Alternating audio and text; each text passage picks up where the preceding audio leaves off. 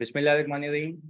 Sir, आज हम अपना पहला टॉपिक शुरू कर लेते हैं, कंसोलिडेशन। और शुरू करने से पहले कुछ दो तीन बातें जो बच्चे पूछते आ रहे हैं वो मैं क्लियर कर दूं। देखो यार, इस कंसोल को शुरू करने से पहले या रिफ्रेशर बैच को शुरू करने से पहले मेरे कुल मिला के तीन टॉपिक हो चुके हैं, आप कह सकते हैं। एक हो चुका है सर IFRS 9, दूसरा लीजेस, और तीसरा इफ्रिक। सही, तीन हो चुके हैं। अच्छा सर, अब एक्शन प्लान क्या है? हमें हमें क्या करना है रिफ्रेशर वालों को? भाई रिफ्रेशर वालों को ये करना है कि आपने प्रीवियस जो लेक्चर्स हो चुके हैं उसके रोज के दो दो लेक्चर लेने हैं। वो प्लानर मैं आपको बना के आज ही दे दूंगा। यानी मैं आपको प्लानर बना दूंगा कि भाई आपकी सूटेबिलिटी के हिसाब से अगर आप 3 पेपर भी दे रहे हैं तो वो मैनेजेबल होगा। और कोई भी एक क्लास मेरी 1 घंटे या सवा घंटे से या 1.5 घंटे से ऊपर की नहीं है, इससे ऊपर नहीं है। मैक्सिमम स्लैब जो है 1.5 आवर का है, अगर मैं ओवरऑल क्लास की लेंथ की बात करूं। पहली चीज ये हो गई। मैं आपको प्लानर बना के दे दूंगा कि भाई जिसमें आप साथ साथ पीछे के लेक्चर क्या करते रहेंगे, कवर करते रहेंगे। अच्छा, अब रही बात आज की क्लास की। सर आज हम कंसोलिडेशन शुरू करेंगे। बच्चे पूछ रहे थे कि सर क्या इस कंसोलिडेशन का पिछले किसी लेक्चर से लिंक है? मैंने कहा नहीं। पर मैं ये कह रहा हूं कि नहीं का मतलब ये नहीं है कि इस कंसोलिडेशन में आखिर तक कोई लिंक नहीं होगा। क्योंकि मैंने अपने बच्चों को वैसे भी, चाहे वो क्विज हो चाहे वो क्लास हो, मैंने मिक्स प्लेट सवाल करवाए। मिक्स प्लेट सवाल का मतलब ये होता है कि सारे स्टैंडर्ड्स को मिला के। इसमें भी 6 7 8 क्लासों के बाद एक वक्त ऐसा आएगा जो पीछे के लेक्चर्स हैं वो इसमें क्या होने लग जाएंगे, मिक्स होने लग जाएंगे। क्योंकि जो FAR 2 का पेपर दे चुके हैं या जो इवन अभी FAR 1 भी दे के आए, वो इस बात से बखूबी वाकिफ हैं कि वो किस तरीके से स्टैंडर्ड्स को मिक्स करके पूछता है। जैसे कि आप ये कह सकते हैं कि भाई लास्ट अटेम्प्ट के अंदर FAR 1 के अंदर आपका statement of changes in equity यानी IS 8, और उसने ऑल टुगेदर रेशियोज को मिला दिया। जैसे पीपी के अंदर बोरिंग कॉस्ट को मिला देता है, और वैसे ही मैंने अपने बच्चों को IFRIC 1 के साथ बोरिंग कॉस्ट चिपका दिया था। तो सर लीज वगैरह सब मिलके आ सकता है। तो वो सारी प्रोबेबिलिटीज, पॉसिबिलिटीज, कॉम्बिनेशन हमने देखने हैं ड्यूरिंग द इंटायर कोर्स। ऐसा ही है। अच्छा भाई, तो मोहम्मद सलमान कह रहे हैं सर जो आपने टॉपिक पढ़ा दिया वो रिफ्रेशर को दोबारा पढ़ाएंगे? जानिए आप रिकॉर्डेड से लेंगे वो, क्योंकि मैंने वही चीज क्लास में वापस से रिपीट करनी है। सही है। अच्छा, जिसके पास पुरानी बुक है वो बिल्कुल बेशक अपने सीनियर से जो लेके रखी हुई वो बिल्कुल लेके रख सकता है, कोई मसले वाली बात नहीं है। पर पुरानी और नई बुक में से फर्क इतना होगा सॉल्यूशंस का। पुरानी बुक में सॉल्यूशंस नहीं है, क्योंकि मैं इसके अगेंस्ट था कि बच्चों को सॉल्यूशन देने ही नहीं चाहिए। क्योंकि जब तक बच्चे के पास सॉल्यूशन होगा तो वो जहां फंसेगा वो डायरेक्ट जाके सॉल्यूशन देखता है। पर अगर मैं ये कहूं, देखो मैं तो पहले ये कहता था, पहले स्ट्रेटेजी ये हुआ करती थी मेरी कि भाई पहले मैं कहता था आप एक काम करेंगे, सारे सवालात करेंगे फिर मुझसे सोल्यूशन मांगेंगे। उससे कॉन्फिडेंस बिल्डअप होता था कि भाई आपने शुरू से लेके आखिर तक सवाल खुद किया है। अभी बच्चों को हल्का सा लगता है ना, यार मैंने यहाँ पे गलत किया होगा, वो बोलेगा चल कंफर्म करके आ जाता हूँ। तो प्लीज इस चीज का ख्याल रखना है। सही है जी मिशेल, तो ये कहानी हो गई। और अगर आपने लेट से जिसके पास पुरानी बुक है तो उसको मैं PDF में सोल्यूशन दे दूंगा, तो वो भी कोई मसले वाली बात नहीं है। सर फर्स्ट क्लास है, फ्रेशर की तो कोई भी इशू नहीं होगा। बिल्कुल भाई, अगर आप अभी सुबह सुबह से लेट के उठ के बैठे हैं तब भी कोई मसला नहीं होगा, आज सब हो जाएगा। मतलब सब मतलब ये है। चलें जी, और कोई सवाल जानी तो हम शुरू करें। वहां क्लियर है? बुक लेना जरूरी है जानी, बिल्कुल। मतलब ये बुक बहुत लाजमी होगी आपके लिए, वरना प्रैक्टिस कहाँ से करेंगे अपनी जिंदगी के। आई थिंक बच्चा मुझे बता रहा था कि 1400 रुपये लगा देना, कोई मुझे बोल रहा था भाई कैसा 1400 की है। अच्छा, एक और चीज, जैसे एक बच्चा हमसे पूछ रहा है कि भाई सर जो रिफ्रेशर के स्टूडेंट्स हैं क्या प्रीवियस बैच के लेक्चर्स लें? खुदा के वास्ते मैं सबसे रिक्वेस्ट करूंगा, एक भी लेक्चर प्रीवियस बैच का नहीं लेना। इसका हरगिज मतलब नहीं है कि वो कंप्लीट नहीं था, वो भी 100% कंप्लीट है। पर मैं बीइंग अ टीचर हर बार नया कुछ एडिशन करता हूँ। तो हो सकता है कि कुछ किसी चीज में मैंने लास्ट टाइम कुछ नहीं करवाया, वो एडिशनल करवा दूं। तो प्लीज आपने मतलब विजिलेंटली नए बैच को फोकस करना है। मैं आपको पूरा प्लानर बना के दे रहा हूँ आज से, मेरी आपसे ये कमिटमेंट है। आपको 3:30 बजे प्लानर मिल जाएगा जिसमें आपको ये पता होगा कि आपको कौन कौन से लेक्चर कब कब कवर करने हैं along with the name of topic. सही है। मूसा कह रहे हैं सर ICAP की न्यू बुक आ गई। बेटा FAR 2 की लास्ट अटेम्प्ट में चेंज हो चुकी थी, उसके बाद चेंज नहीं हुई। या बुक PDF में कुछ वजह है मैं इसलिए नहीं दे सकता जानी, वरना मैं बिल्कुल दे देता, क्योंकि उसमें कोई 7 8 ईयर्स की मेहनत है। तो खैर आप मतलब उसको बुक से लेके चलें तो ज्यादा अच्छा है। अच्छा एक और चीज, सॉरी यार, एक चीज भूल गया मैं बताना, ये बच्चे ने अच्छा सवाल किया भाई। आपको अगर ये बता दूं मैं कि जो लेक्चर्स मैं करवा चुका हूं, लेट से लीज के कितने लेक्चर हुए थे हमारे? 15, 14 क्विज होंगे, 14 क्विज होंगे ना। तो भाई आपसे रिक्वेस्ट मेरी ये ऑनलाइन वालों कि आप जब लेक्चर सुनेंगे, जब मैं आपको प्लानर बना के दूंगा, तो लेक्चर 1 के बाद आप ड्राइव पे जाएंगे और ड्राइव पे क्विज का लिंक होगा, वहां पे लिखा हुआ है कि you have to take it after lecture 1। तो आपने शर्माना नहीं है, अपनी ईगो का मसला नहीं बनाना कि अगर मैंने सर को करके स्क्रीनशॉट भेजा तो मैं छोटा हो जाऊंगा। तुम लोग इतने बर्गर नहीं हो, सही है जी। आपने क्या करना है, आपने वो कंप्लीट करना है, आपने स्क्रीनशॉट भेजना है, वैसे भी लॉग मेंटेन हो रहा है। तो इट्स अप टू यू कि अगर पास होना चाहते हो तो आपने जो 14-15 क्विजेस हैं वो आपने करने हैं। IFRS 9 में कितने हुए थे क्विजेस? 12-13। तो वो भी आपने करना है। तो खैर सेल्फ असेसमेंट है, प्रैक्टिस भी है, अलग से सवालात भी आते रहेंगे। तो बिस्मिल्लाह करते हैं आज की क्लास की जानी। और कोई मसला जल्दी बता दो। हाँ बिल्कुल आप ले सकते हैं राना साहब, बिल्कुल ले सकते हैं, कोई मसले वाली बात नहीं है। पर रोज के रोज आप कवर कीजिएगा, सही है। प्लानर मैं आपको दे दूंगा। चलिए जी बिस्मिल्लाह करते हैं विदाउट वेस्टिंग फर्दर टाइम। एक हल्का सा डिस्कशन था इस पे। हाँ कोई मसला नहीं है सर, पुराने क्विजेस सारे अवेलेबल हैं ड्राइव के ऊपर, आपको आज ही मैं अवेलेबल करा दूंगा, सही है। बिल्कुल आपकी पहली क्लास है, कोई मसला नहीं है। ओके प्लीज इधर फोकस के साथ। भाई कंसोलिडेशन, इसकी वैसे वेटेज आपकी 20 नंबर की है या 18 नंबर, 20 नंबर, 18 नंबर, 17 नंबर, इससे कम का सवाल नहीं आया। मैक्सिमम कम से कम 15 नंबर का आया है, इससे नीचे इसका कोई बार नहीं है। सर कंसोलिडेशन होती क्या, हमने जब भी कोई भी स्टैंडर्ड तुम्हारे साथ FAR 2 में शुरू किया, हमने उसका पहले आपको मकसद बताया, इसका भी मकसद बताएंगे। तो आए सर बिस्मिल्लाह करते हैं। अगर मैं आपको ये कहूं कि व्हाई कंसोलिडेशन इज डन, मैं अभी ये नहीं बता रहा कि कंसोलिडेशन होती क्या है, अभी मैं क्या बता रहा हूं, व्हाई कंसोलिडेशन इज, यानी कंसोलिडेशन की क्यों जाती है। अरे बोलो ना भाई, की क्यों जाती है, अभी ये सीख रहे हैं। मैंने कहा लेट से ये हमारे दोस्त की कंपनी है पराचा लिमिटेड। पराचा लिमिटेड ने किया ये कि गौहर लिमिटेड के अंदर कोई 55% की शेयर होल्डिंग एक्वायर कर ली। अच्छा एक कंपनी की मैक्सिमम शेयर होल्डिंग कितनी हो सकती है? 100%। सर फजूल बात कर रहे हैं आप, 100% हो सकती है। उसमें से 55% किसने एक्वायर कर लिया? पराचा लिमिटेड ने। और बिल्कुल पार्टिसिपेटिव ऐसे ही रहना, मैं फिर बता दूं ये 250 पेजेस का स्टैंडर्ड है, और अगर आपने एक क्लास मिस की और अगली क्लास में बैठ गया तो उसे मुंह देखते रहोगे, क्योंकि मैंने कनेक्शंस बनाए हैं सवालों के जरिए। तो प्लीज मेक श्योर कि आपने हर एक क्लास अटेंटिवली लेनी है और कनेक्शन है, वरना वो बन नहीं पाएगा। इधर सुनिएगा भाई, पराचा लिमिटेड एक्वायर करके बैठा हुआ है 55% की shareholding in Gauhar limited. अच्छा अब मैं अगर वैसे ही तुमसे एक बात पूछूं, किसी महफिल में भी बैठे हुए हो, तो उस महफिल में जब भी कोई डिसीजन होगा तो मेजॉरिटी प्रिवेल करती है ना, ऐसा है। तो हम जब कंपनी की बात करते हैं, तो कंपनी की जब शेयर होल्डर्स की मीटिंग होती है तो किसकी चलेगी? मेजॉरिटी। अच्छा वेरी गुड, मेजॉरिटी की चलेगी, ये बात आप लोगों ने खुद कही है मुझे। अगर मैं एक बात कहूं, इस कंपनी के समझो 500 शेयर होल्डर्स हैं। कितने? 500 शेयर होल्डर्स हैं। उस 500 में से, 500 शेयर होल्डर्स में से एक शेयर होल्डर पराचा लिमिटेड है, एक शेयर होल्डर। बाकी 499 शेयर होल्डर्स अलग हैं, उन सबके पास 45% की होल्डिंग है, उन सबके पास। मैं आपसे पूछता हूं, हम अगर टेंट लगा के सारे शेयर होल्डर्स को बिठा दें, किसकी चलेगी? अच्छा पराचा की क्यों चलेगी? इसके पास सर मेजर शेयर होल्डिंग है। मेजर शेयर होल्डिंग मतलब 50% से। तो सर आप लंबी किए बगैर ये बोले ना कि ये पराचा लिमिटेड उसको कंट्रोल कर रहा है।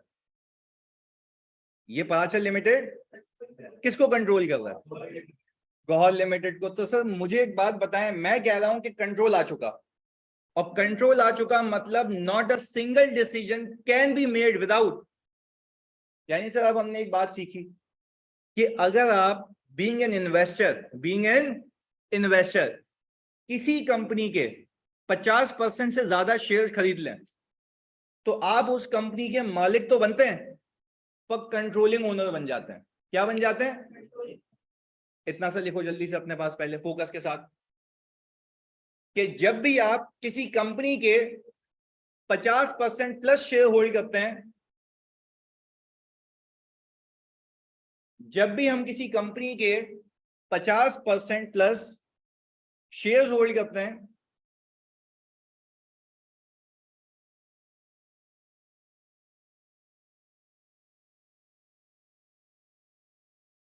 %50 प्लस शेयर्स होल्ड करते हैं, तो हम उस कंपनी के कंट्रोलिंग ओनर बन जाते हैं।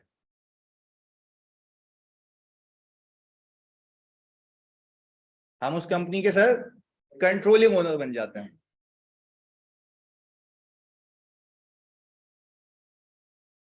यहां तक की बात की क्लैरिटी है? सिर्फ बेसिक सी बात लिखी है हमने कि जब भी मैं किसी कंपनी में 50% से ज्यादा की शेयर होल्डिंग होल्ड करूंगा तो मैं उस कंपनी का कंट्रोलिंग मालिक बन जाऊंगा। अब बात समझिएगा बहुत ही फोकस के साथ, क्योंकि इसमें एक एक चीज की डिटेलिंग है, और आज मैं सिर्फ आपको इसकी दुनिया में घुमाऊंगा कि जार्गन्स क्या होते हैं इसमें और क्यों होती है कंसोलिडेशन। पहली चीज क्लियर हो गई।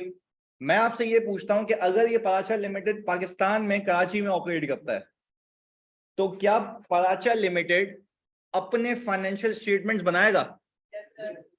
एसईसीपी को जमा भी कराएगा, कंपनी लॉ में आप उसको कमीशन का नाम देते हैं, एसईसीपी में जमा कराएगा। अच्छा, दूसरी चौरंगी पे आओ, गौहर लिमिटेड भी एक सेपरेट लीगल एंटिटी है, वो भी अपने एफएस बनाएगी, वो भी कहां जमा कराएगी? एसईसीपी में। यानी सर आप सिंपल एक बात कहें ना, जो पराचा लिमिटेड है ये अपने सेपरेट एफएस बनाएगी। सेपरेट एफएस का मतलब होता है अपने जाती एफएस। गौहर लिमिटेड भी क्या बनाएगी? अपने जाती एफएस। यहां तक क्लैरिटी है?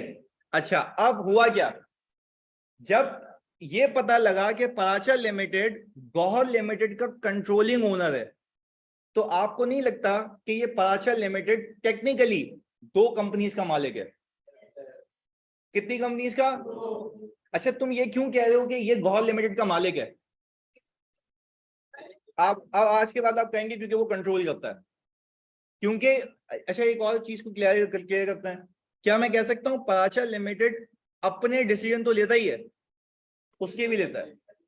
यानी दोनों कंपनीज को चलाने वाला पराचा लिमिटेड है, अपनी डिसीजन मेकिंग भी उसके हाथ में और उसकी डिसीजन मेकिंग भी उसी के हाथ में। तो यानी sir this single person is the owner of 2 companies. यानी पराचा लिमिटेड अपना हिसाब किताब भी देखता है, उसका हिसाब किताब भी देखता है, क्योंकि उसके पास दोनों कंपनीज का कंट्रोल, एक अपनी कंपनी का, एक उस कंपनी का। इस केस में फाइनेंशियल रिपोर्टिंग स्टैंडर्ड्स ने आपको ये कहा, और आपके रेगुलेटर ने यानी लॉ ने भी ये कहा, आप एक काम ये करेंगे कि जब आप फाइनेंशियल्स बनाएंगे, बहुत फोकस होकर सुनना, जब आप फाइनेंशियल्स बनाएंगे, तो जब आप फाइनेंशियल बनाएंगे आप पहले अपने अलग अलग बनाएंगे और सबमिट कराएंगे, और फिर मालिक को बोला, मालिक बोले तो कंट्रोलिंग ओनर को बोला कि आप एक और काम करेंगे, आप कंसोलिडेटेड एफएस बनाएंगे। कौन से एफएस? अच्छा, उसने कहा कि भाई आप कंसोलिडेटेड पोजीशन और परफॉर्मेंस दिखाएंगे। मैंने कहा ये तो बात ही नहीं समझ आई। कंसोलिडेटेड पोजीशन का मतलब ये है कि आप अपने एसेट्स को उठाएंगे और उसके एसेट्स अपने में मिला देंगे, तो पता लगेगा आपकी असल मालियत कितनी है, तो पता लगेगा आपकी असल मालियत।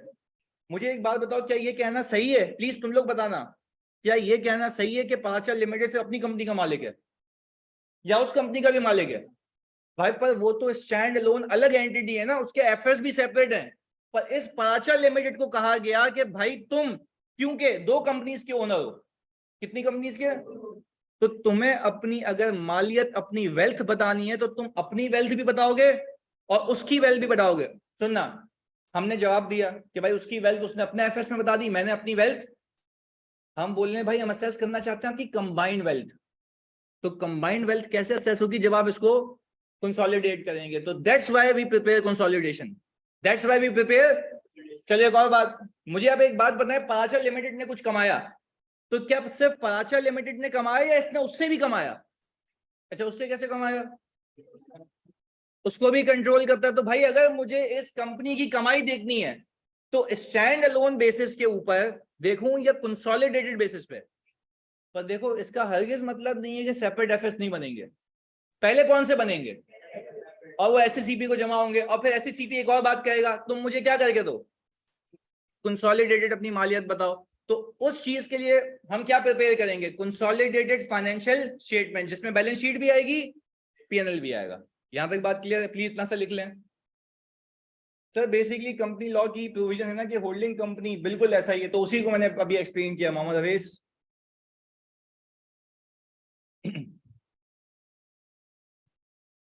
अच्छा सर, अली ने एक सवाल पूछा बड़ा मासूमाना। अली कह रहे हैं कि सर क्या ये जो पराचा कंपनी है ये गौहर लिमिटेड के भी एफएस बनाएगी? वो अपने खुद बनाएगी ये, और फिर जब दोनों के एफएस बन जाएंगे इसको प्लस कर देगी कौन? तो उसको क्यों नहीं कह रहे करने के लिए?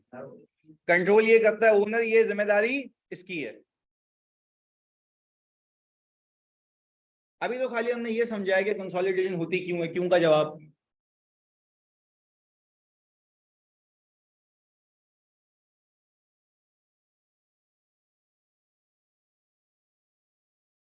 अच्छा भाई, अब इसको थोड़ा सा और ड्रिल डाउन करके डिटेलिंग पे लेके आते हैं। बहुत फोकस से सुनिएगा, इधर जानी प्लीज, फोकस। अब मुझे एक बात बताओ, क्या मैं कह सकता हूं कि पराचा लिमिटेड की अपनी मैनेजमेंट है? मैनेजमेंट जैसे अगर मैं ये कहूं कि अगर मैं किसी कंपनी का ओनर हूं तो I am not managing that company, मैंने अपनी मैनेजमेंट रखी हुई होगी ना, एडमिन वगैरह चलाते होंगे, और मैंने दूसरी कंपनी के भी शेयर्स होल्ड कर लिए, तो मैं ओनर कितनी कंपनीज का हूं? दो कंपनीज का। दोनों की मैनेजमेंट क्या है? अलग है। दोनों की रिपोर्टिंग क्या है? दोनों की रिपोर्टिंग अलग का मतलब है एक कंपनी अपने एफएस बनाएगी, दूसरी कंपनी भी अपने एफएस बनाएगी, दोनों एससीसीपी में जमा होंगे। बट फिर मुझ पे जिम्मेदारी आयद की गई कि मैं दोनों को मिला के कंसोलिडेटेड भी जमा कराऊंगा। यानी पराचा लिमिटेड पे दो जिम्मेदारियां हैं, एक अपने एफएस जमा कराना और दूसरे उसके बनाना या उससे लेके प्लस करके दे देना, उससे लेके प्लस करके दे देना। This is called what? Consolidation. पहले बताओ कंसोलिडेशन क्यों होती है, ये मतलब समझ आया? अच्छा, आज के बाद तुमसे पूछे sir why do we prepare consolidated financial statements, तो आपका जवाब ये होना चाहिए इसलिए ताकि एक बंदे की एक्चुअल वेल्थ पता लग सके। एक बंदे की तो एक्चुअल वेल्थ आ तो रही है सेपरेट में, तो उसको भी कंट्रोल करता है। तो टेक्निकली मालिक तो कितनी कंपनीज का है?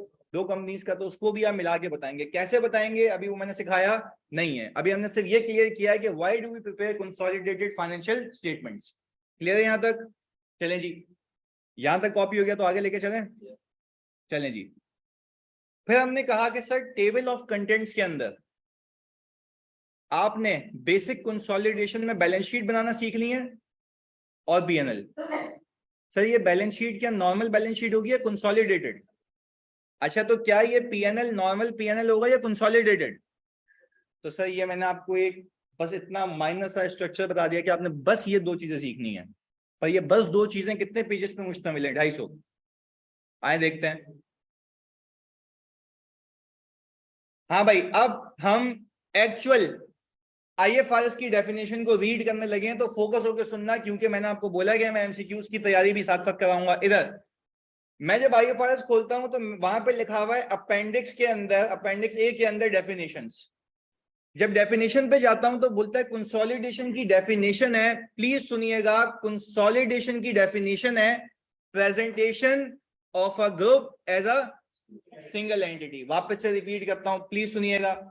कंसोलिडेशन की डेफिनेशन रिपीट कर रहा हूं, presentation of a group as a single entity. अब इसको हौले हौले समझते हैं, बहुत सुकून से। भी लिखना नहीं, जब लिखने को बोलूं तब लिखना। इधर मैं गया फिर इसकी डेफिनेशन में, वो बोलता है ग्रुप का मतलब है पेरेंट और सब्सिडरी। या सर ये वाली बात ना जरा रिपीट करें। मैंने आईएफआरएस में जाके डेफिनेशन देखी किसकी, जल्दी बताओ?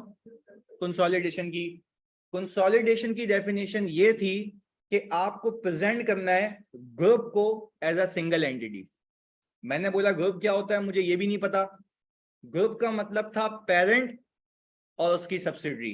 प्लीज अब फोकस से देखिएगा, मैंने कहा मुझे पेरेंट भी नहीं पता। पेरेंट एंटिटी वो एंटिटी होती है जो किसी कंपनी को कंट्रोल करे।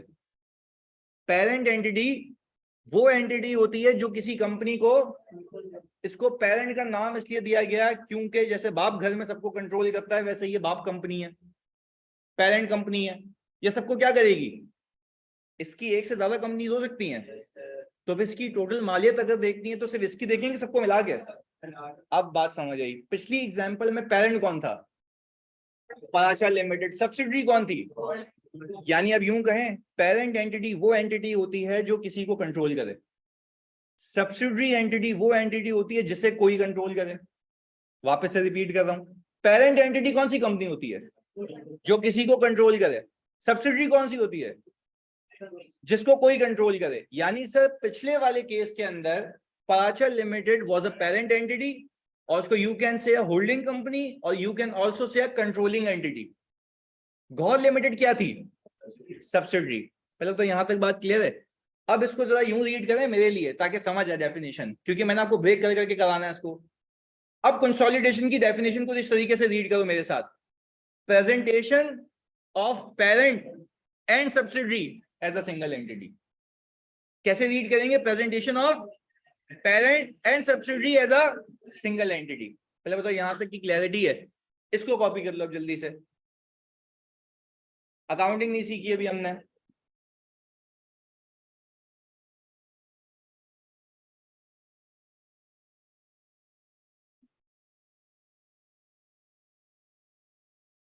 कुछ भी नहीं होगा सीख।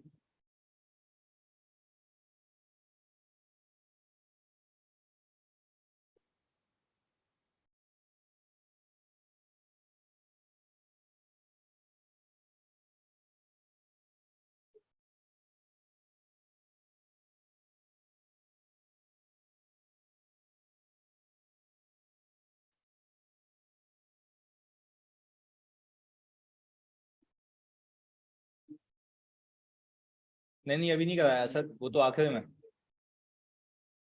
हाँ भाई यहां तक हो गया जानी? अच्छा भाई प्लीज सुनिएगा। अब देखो मैंने स्लाइड में एक चीज बताई है, इस स्लाइड में एक चीज बताई है। मैं ये कह रहा हूं कि मैं किसी कंपनी का कंट्रोल तब हासिल करता हूं जब मैं किसी कंपनी के 50% प्लस शेयर होल्ड करूं। ऐसा ही है? अच्छा भाई ये बात हो गई। अच्छा अब इसको एक रिकैप देते हैं। मैंने आपको बताया कि भाई कंसोलिडेशन क्यों होती है, तो आपका जवाब आएगा to show a single wealth, overall wealth of a individual या कंपनी। तो वो अपनी कंपनी और जिन जिन को वो ओन करता है सबको मिला के देखो। ऐसा है?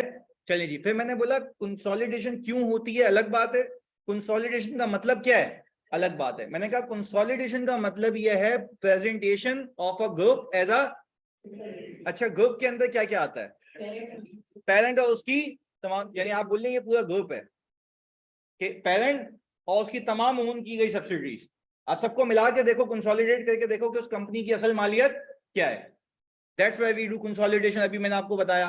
चलें जी आगे लेके चलते हैं इसको। अच्छा कंसोलिडेशन से एक्चुअल वेल्थ पूरे ग्रुप की पता चलती है, सिर्फ पेरेंट की। पूरे ग्रुप की मतलब यह है कि पेरेंट ही तो मालिक है उसका। बात समझो, अभी तुम्हें क्लियर हो जाएगा। पेरेंट एंटिटी ग्रुप का मालिक है, मेरा ये मानना है।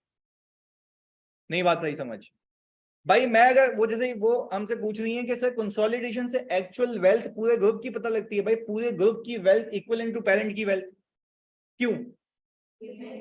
वही तो ओनर है, वही तो कंट्रोल कर रहा है। तो मैं यही तो कह रहा हूँ सबको मिला के देखो। ग्रुप की वेल्थ का मतलब यह है कि पेरेंट कितनी वेल्थ का ओनर है। यहां तक बात क्लियर है? चलें जी आगे। क्लियर हो गया? अंजा जल्दी से बता दो जी। वो मैंने सिखाया नहीं है। अभी अभी अभी सवाल रखना है आपने जी। नहीं 50% से कम होगा तो सब्सिडी, तो फिर कंट्रोल कोई और करेगा, हम फिर मुंह देखेंगे उसका। सही है? तो इसका हरगिज मतलब नहीं है मेरी इन्वेस्टमेंट नहीं है, इन्वेस्टमेंट है बट मैं कंट्रोलिंग ओनर नहीं हूंगा। आगे जी। बिकॉज नो ऑर्डिनरी रेजोल्यूशन, आपने सुना होगा शायद अपने कंपनी लॉ की जबान में कि एक कोई भी कंपनी में डिसीजन किसी रेजोल्यूशन के तहत होता है, और रेजोल्यूशन तब हो सकता है जब मेजॉरिटी प्रिवेल करे। और मेजॉरिटी कब होती है? 50% या 50% से प्लस। अच्छा अगर वॉट है दोनों के पास 50-50% है तो कोई भी कंट्रोल नहीं कर रहा। This is called joint control. This is called, पर ये आपके कोर्स का पार्ट नहीं है। आपने सिर्फ ये देखना है कि अगर आप कंट्रोलिंग ओनर है तो आपने क्या करना है, कंसोलिडेशन करनी है। क्लैरिटी है यहां तक जी? अगर कोई कंपनी 45% ओन कर रही है किसी कंपनी का, 45% 55% मिक्स कंपनी ओन कर रही है, एक कंपनी ओन नहीं कर रही है, या मतलब 50 से प्लस या 50% और कोई कंपनी ओन नहीं कर रही है, तो तब भी नहीं होगा। एग्जाम्पल है, चलो मैं आपको इसकी एग्जाम्पल देता हूँ। अभी हमने किया है क्लाइंट पे। ईएफयू जनरल मेरा क्लाइंट है। ईएफयू जो जनरल इंश्योरेंस है, उसके पास जनरल इंश्योरेंस 47% की होल्डिंग है। मैं तुम लोगों को सिर्फ एग्जांपल दे रहा हूं ताकि इसका सवाल एड्रेस हो जाए। भाई एक मेरे पास मेरी ईएफयू जनरल कंपनी है, वो 47% की ओनर है ईएफयू लाइफ की। मैं कह रहा हूँ EFU general is the owner of EFU life up to the extent of 47%। अभी ये कंट्रोल नहीं कर रही, अभी ये कंट्रोल क्यों? ऐसा होता है हम मीटिंग में बैठे, 3% भी मेरा साथ नहीं दे, क्या कर लोगे? 4% तो चाहिए ना तुम्हें क्या अभी तुम डॉट शो दो तुम्हारा साथ देंगे? तो अजम्पशंस के बेस पे अकाउंटिंग नहीं होती, आपको डॉट शो होना चाहिए। अच्छा व्हाट इफ, मैंने इसका हल निकाला। EFU जनरल ने क्या किया, हम लोग तो एडवाइस देते हैं। EFU जनरल ने क्या किया, EFU जनरल ने तीसरे शेयर होल्डर से एग्रीमेंट कर लिया कि मैं आपको एक ऐसी फीस दूंगा, आप शेयर होल्डर एग्रीमेंट करें मेरे साथ कि आपके वोटिंग राइट्स आप मुझे सरेंडर कर रहे हैं। ओनर वो है, डिविडेंड उसी को जाएगा, सिर्फ वोटिंग राइट उसने मुझे क्या किया। अब मैं हो गया कंट्रोलिंग ओनर, इवन दो उसको जो डिविडेंड मिलेगा वो लेके जाएगा। लेट से अज्यूम कर रहा हूं 47 मेरे पास है, जिससे मैंने एग्रीमेंट किया, उसके बाद 13% है, तो डिविडेंड जब जाएगा EFU लाइफ से 13% उसको जाएगा, मुझे अभी भी कितना मिलेगा 47, बट मैं कंट्रोलिंग ओनर। क्यों? आप बोलेंगे आपने शेयर होल्डर एग्रीमेंट करके कंट्रोल एस्टेब्लिश कर लिया, पर ये तो बहुत बड़ी बात है यार, अभी तो तुम्हारे लेवल पे यही सही है ना, 50% प्लस। क्लियर है? पक्की बात है? ओके भाई, यहां तक क्लैरिटी है कि 47% वाला भी ओनर हो सकता है अगर वो किसी शेयर होल्डर से क्या करे, एग्रीमेंट कर ले, और एग्रीमेंट करे ऐसा कि सामने वाला अपने वोटिंग राइट्स क्या करे। अच्छा एक बात याद रखिएगा, एक बच्चा घर पे लेटा हुआ सोच रहा है कि यार वोटिंग राइट सरेंडर कर दिए। भाई वोटिंग राइट सरेंडर करने का मतलब ये नहीं है शेयर सरेंडर कर दिए, सिर्फ वोट, कि वो जब मीटिंग में बैठेगा तो उसकी आंखों पे बस पट्टी होगी और मुंह बंद होगा, वो कुछ भी नहीं कह सकता। क्यों? उसके वोटिंग राइट सरेंडर हो गए। अच्छा क्या उसकी हलक से हम डिविडेंड भी निकाल लेंगे? क्यों? डिविडेंड उसी का है, खाली उसने एक चीज सरेंडर की है, क्या? अच्छा व्हाट इफ वो मुझे शेयर्स ही बेच देता, तो उसको कुछ भी नहीं करना, हम वैसे ही 50% प्लस हो जाते। तो मैं आपको वो सिखा रहा हूँ, when you are above 50%। Clear है जानी? ओके भाई, ऑनलाइन वाले जल्दी से कंफर्मेशन दे दो। क्लियर है सारे बच्चे? वेरी गुड, आगे जी। अब सर कुछ हल्की फुल्की बातें जो इस मासूम ने सवाल किया मेरे से अभी। चलें जी, कंट्रोल, मासूम तो नहीं है खैर ये। ओनरशिप कितनी है? 55%। तो मैंने कहा अल्लाह की कसम कंट्रोल 100% होता है। मैं आपसे एक चीज पूछ रहा हूं, मुझे जरा गाइड करो, और इसमें इतनी सी भी वेगनेस होना तो खुदा के वास्ते भी हाथ के हाथ मुझसे क्लियर करना, इसको कैरी नहीं करना, क्योंकि इसमें बड़े माइनर माइनर कॉन्सेप्ट है। 20 नंबर का ऐसे ही नहीं आता सवाल, तो मैंने उसको बचाना है 20 तक। सुनो इधर, मेरा ये मानना है, इवन दो मैं 100% का मालिक नहीं हूं, मेरा ये मानना है कि मैं इवन दो 100% का मालिक, पर उस कंपनी की कोई भी एक्टिविटी मेरे बगैर नहीं हो सकती, तो मैं कंट्रोल तो 100% करता हूं। पहले बताओ इस बात पे यकीन रखते हो? यानी सर अब हम एक चीज स्टेब्लिश करते हैं, you don't need 100% ownership to control 100%। English में बोल दिया ना मैंने, आपको 100% नहीं चाहिए अगर आपको 100% कंट्रोल करना है। यही लिख लो, यही लिख लो, इंग्लिश में बोल रहा हूं, you don't need 100% ownership, you don't need 100% ownership to have 100% control of the entity, to have 100% control of the entity.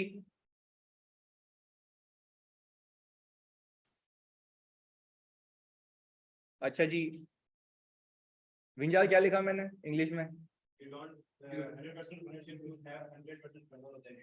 You don't need 100% ownership to have the 100% control of the entity. अच्छा फिर कोई तुमसे पूछे भाई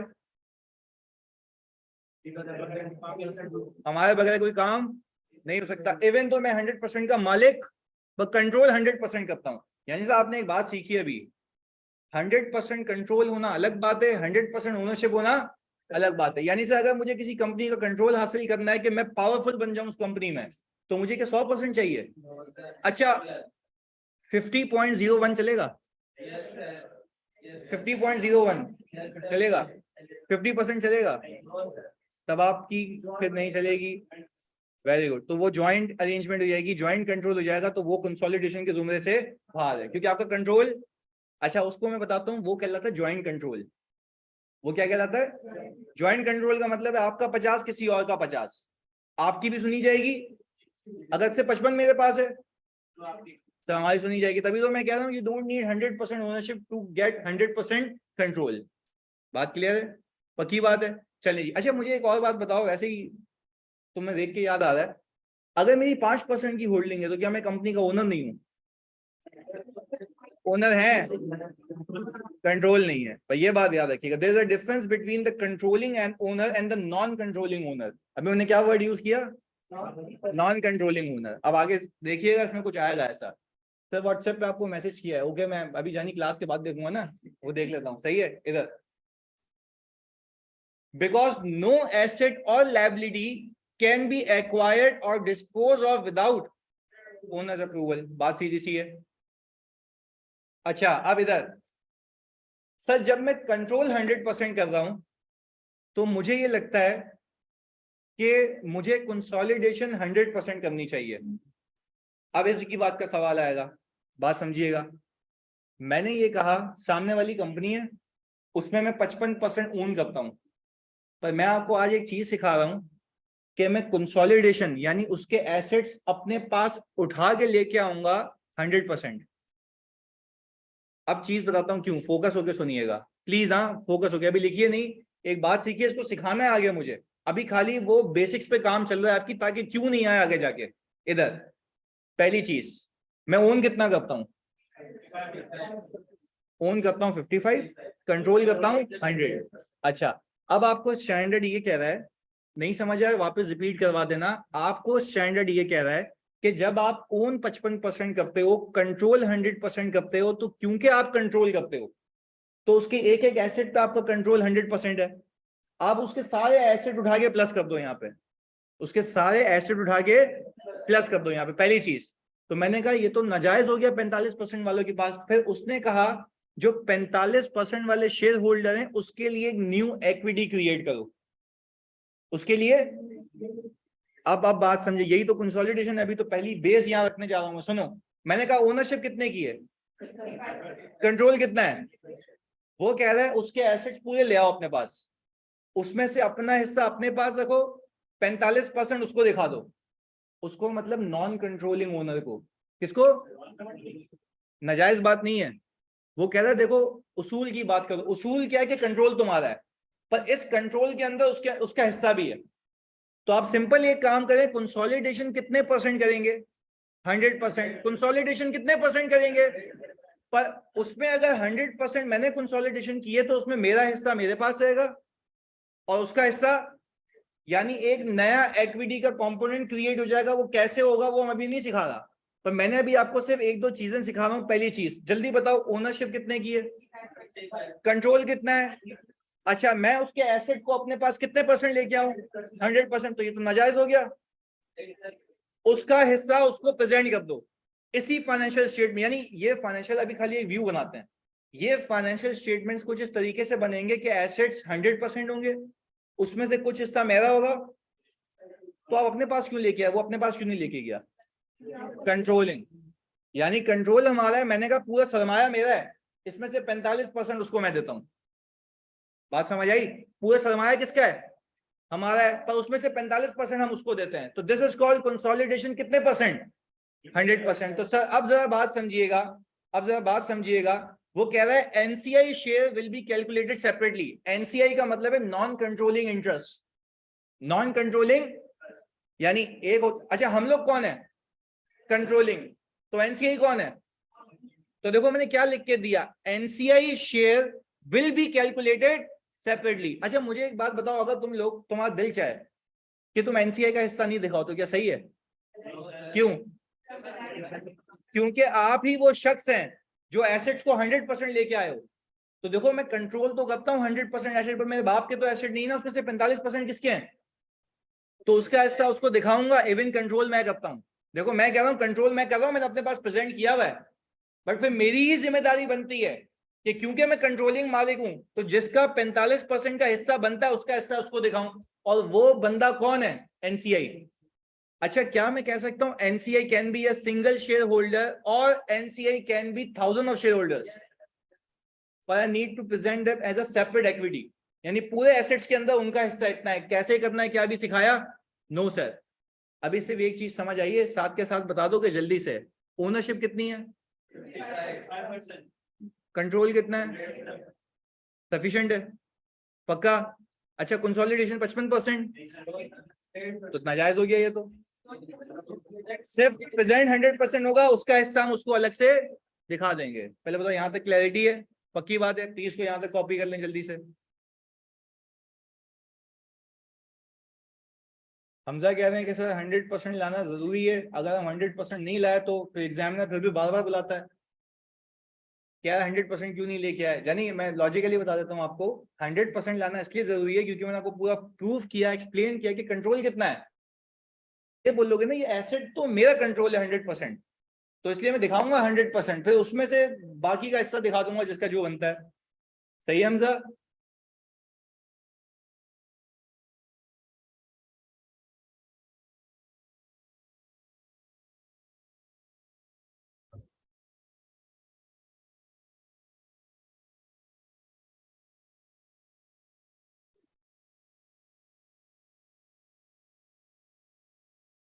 हो गया था copy?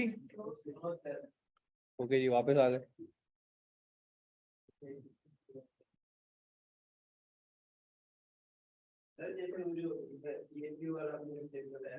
उसमें 47% हमारा छूट रहेगी, बैलेंस उसमें 53%। हाँ बिल्कुल बिल्कुल बिल्कुल, कंट्रोल 100% है, पर मैं अपना जो हिस्सा दिखाऊंगा 47 दिखाऊंगा, बाकी 53 एनसीआई, क्योंकि देखो पैसा तो 53 एनसीआई को जाएगा ना, पैसा हिस्सा तो अगर कंपनी डूब जाए तो कंपनी का जब बंटवारा होगा तो उसमें मुझे तो 47 मिलेगा, बाकी किसको मिलेगा फिर? तो मैं कंट्रोल सिर्फ किस बेस पे लेके आया हूँ? शेयर होल्डिंग एग्रीमेंट से।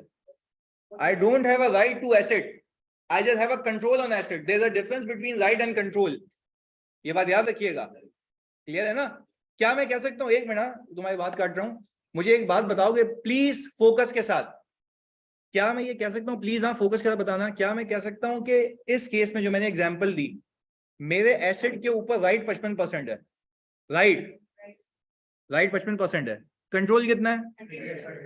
तो जैसे ये 47% वाली एग्जांपल दे रहा है जिसमें शेयर होल्डर एग्रीमेंट किया था मैंने, देखो शेयर होल्डर एग्रीमेंट सिर्फ कंट्रोल के लिए किया था, राइट इटसेल्फ कितना है? 47। एनसीआई विल रिमेन ऑलवेज 53%, क्योंकि कंपनी अगर आप डिसॉल्व करो तो कंपनी की डिसोल्यूशन पे जो हकदार आएंगे मांगने वाले पैसे, तो वो एनसीआई 53 होगा, क्योंकि मैंने आपको ये कहा था आप उससे डिविडेंड रिसीव करने का राइट नहीं छीन रहे, आप उससे सिर्फ उसका कंट्रोल छीन रहे हैं, यानी उसके वोटिंग राइट्स।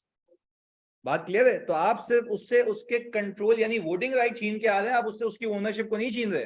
तो there is a difference between right and control. इस केस में जल्दी बताओ मेरे एसेट्स पे राइट कितना है? 55। कंट्रोल कितना है? तो राइट और कंट्रोल में फर्क है। Right will be determined by the your voting rights and control will be determined that whether you have 50% plus और नॉट। बात क्लियर है? चलें जी, गुड। हाँ भाई जानी क्लियर है ऑनलाइन वालों? जल्दी से बता दो यहाँ तक, फिर हम आगे लेके चलें। अंजा पूरे क्विज़ेस पोर्टल की ड्राइव के ऊपर है, मैं अभी आपको सब फराहम कर दूंगा क्लास के बाद, सही है? बाकी ये हमारे बच्चे बड़े कोऑपरेटिव, आप किसी को भी मैसेज करेंगे ना यहाँ पे ग्रुप पे, वो सब बता देंगे आपको, सारे चैम्प हैं। ये समझ गए चैम्प का मतलब क्या है? इधर सब मिल जाएगा। प्लीज आईएफआरएस नहीं लेने, मैं आपसे रिक्वेस्ट कर रहा हूँ, मैं आपको कसम दे रहा हूँ, आप लोगों ने आईएफआरएस नहीं लेने, आप वैसे ही पास हो जाएंगे, आप खाली बस सुनते रहे जो मैं कह रहा हूँ और करते रहे जो मैं कह रहा हूँ। इधर चलिए जी। अब सर प्लीज बहुत ही अहम चीज करवाने लगा हूं अभी, बहुत ही अहम चीज, हम पहला स्टेप चलने लगे हैं उस चीज का कि अकाउंटिंग कैसे होगी। ये बुक में लिखी हुई है, अगर आपने बुक परचेज कर ली, ये इलस्ट्रेशन बुक के अंदर ऑलरेडी है, तो आप प्लीज पहले मेरी बात को फोकस होकर सुने।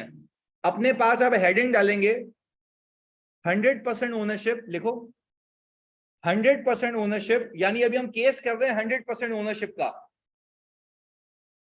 लिखें जी अपने पास 100% ownership,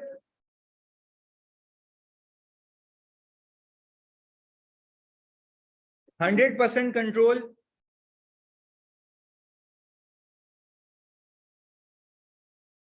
acquisition date accounting, acquisition date accounting. सही जी, फिर रिपीट कर रहा हूं, 100% ownership, 100% control, acquisition date accounting. अब मैं केस क्या बनाया सुनते हैं।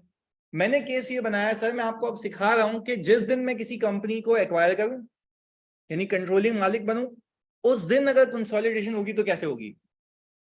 उस दिन अगर कंसोलिडेशन होगी तो अच्छा, वैसे आपको ये बात तो बखूबी पता होगी ना कि फाइनेंशियल स्टेटमेंट्स रिपोर्टिंग डेट के बनते हैं।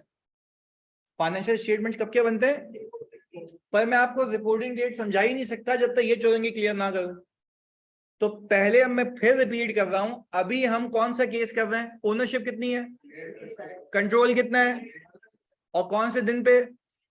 Acquisition date. रिपोर्टिंग डेट नहीं है, यानी रिपोर्टिंग आएगी इस एक्विजिशन के बाद। तो अभी हम एक्विजिशन डेट पे, तो ये रहा भाई, हमने यहाँ पे देख भी लिया कि कंसोलिडेशन एट एक्विजिशन डेट।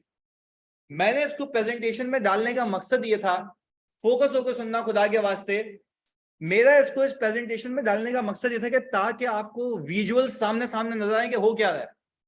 तो फोकस होकर सुनना, बड़ी मेहनत लगी है इसके ऊपर। इधर देखना, मैंने ये कहा XYZ कंपनी है, वो ABC कंपनी को खरीदना चाहती है, and this is now very technical and very critical. मैं तुम लोगों के लिए पूरी एनिमेटेड बनाई है, फोकस होकर सुनना। इधर XYZ एक कंपनी है, उसको मैं पेरेंट क्यों कह रहा हूं?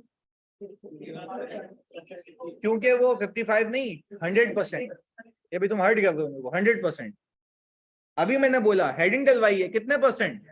100%। यहां तक बात क्लियर है? 100% ओनरशिप है किसकी? XYZ की ABC में।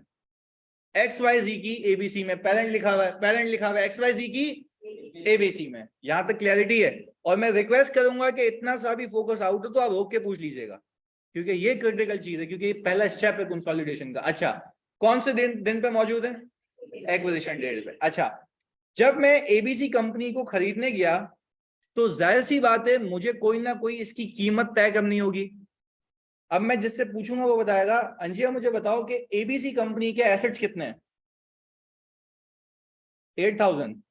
क्या सही कह रही है? पक्की बात है? ABC कंपनी के एसेट्स कितने हैं? 8000। चलें जी, हमने कहा कि सर कोई मसला नहीं, ABC कंपनी के एसेट्स हैं 8000, यही है, ये है, सही है।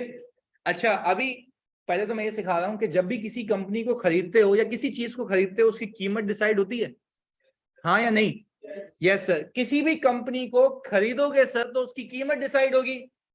मैंने इसकी कीमत लगाने के लिए जब इसको बोला भाई ABC कंपनी, भाई मुझे आपकी कंपनी को खरीदना है, इसके शेयर होल्डर को, देखो कंपनी तो एक अलग है ना, मैं बात कर रहा हूं इसके शेयर होल्डर से।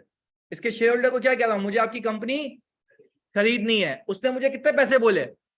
8000 रुपए। वापस सुनिएगा, मैं हूं XYZ कंपनी, मैं किसके शेयर होल्डर के पास गया? ABC कंपनी के शेयर होल्डर को मैं बोल रहा हूं कि भाई मुझे आपकी कंपनी खरीदनी है। उसने बोला कितने परसेंट? हमने बोला 100%। मैंने बोला बताओ कीमत, उसने बोला 8000। मैंने कहा क्या मतलब पागल वागल समझा हुआ है? तुम्हारे एसेट्स के साथ मेरे पास लायबिलिटी भी तो तुम चिपकाओगे मुझे। तो तुम्हारी असल कीमत एसेट नहीं, नेट एसेट्स हैं। किसी भी कंपनी की वेल्थ अगर देखनी हो ना तो उसके सिर्फ एसेट्स नहीं देखना, वरना बेवकूफ बना दिए जाओगे। भाई उस कंपनी को जब तुम खरीदोगे तो उसकी ऑब्लिगेशंस नहीं आएंगी साथ में। तो उस कंपनी की खुदा के वास्ते जल्दी बताओ, अगर वैल्यूएशन करना चाहते हो, वैल्यूएशन, तो उसकी वैल्यूएशन का मतलब एसेट है या एसेट माइनस लायबिलिटीज? तो उस कंपनी के शेयर होल्डर ने बोला अच्छा भाई तपने की बात नहीं है, मेरी लायबिलिटीज देख लो कितनी है। 6000। कैसे पता? यानी उसकी किताबों से देख रहे हो? किसकी किताबों से? अच्छा, ये किताब किस दिन की है? अब बात समझ आ रही है। यानी सर आप बातों बातों में क्यों बता रहे हैं, सीधा बताएं ना कि जब भी हम किसी कंपनी को खरीदते हैं हम पहले उसकी वैल्यूएशन करेंगे, और उसकी वैल्यूएशन कहां से करेंगे? उसकी किताब से, तभी तो फाइनेंशियल्स बनते हैं। उसकी मालियत चेक करेंगे। अभी मैं इंडिविजुअल मालियत चेक कर रहा हूं, किसकी? ABC की। अच्छा, उसकी मालियत एसेट है या एसेट माइनस लायबिलिटीज? सर लंबी किए बगैर बोले नेट एसेट्स, ऐसा ही है। चलें जी, मैंने कहा चलें भाई आपकी बात मान ली, 6000 रुपए। अच्छा, हम भी शान हैं, हमने बोला ये ले 2000 रुपए। अच्छा, यहां तक की कहानी क्लियर है? अच्छा, अब सामने वाला बंदा मुझे बोलेगा, बहुत फोकस होकर सुनना, अभी लिखना नहीं, मैं पूरा तुम्हें, ये तुम्हारे लिए ही है, मेरे किसी काम का भी नहीं है, मेरे तो फिक्स है, यहाँ पे रोज का काम है। सुनो मैं क्या कह रहा हूँ, 2000 रुपए की उसकी मालियत हमने कोड की है। किसकी मालियत?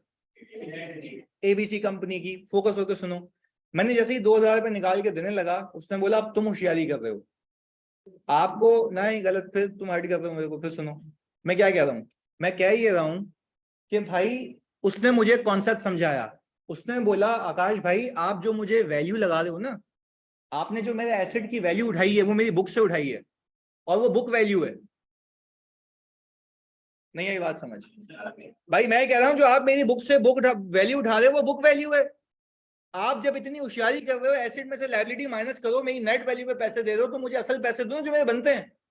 मैंने कहा तब क्यों रहे भाई, दे रहा हूं पैसे। मुझे बताओ कि सीन क्या है। अब जरा रीड करिएगा, प्लीज रीड करिएगा। मैंने कहा इस 8000 के अंदर अल्लाह को हाजिर नाजिर जान के बताओ, तभी विजुअल में बनाया पूरा। इस 8000 के अंदर 7000 का क्या है? किसका? एबीसी का।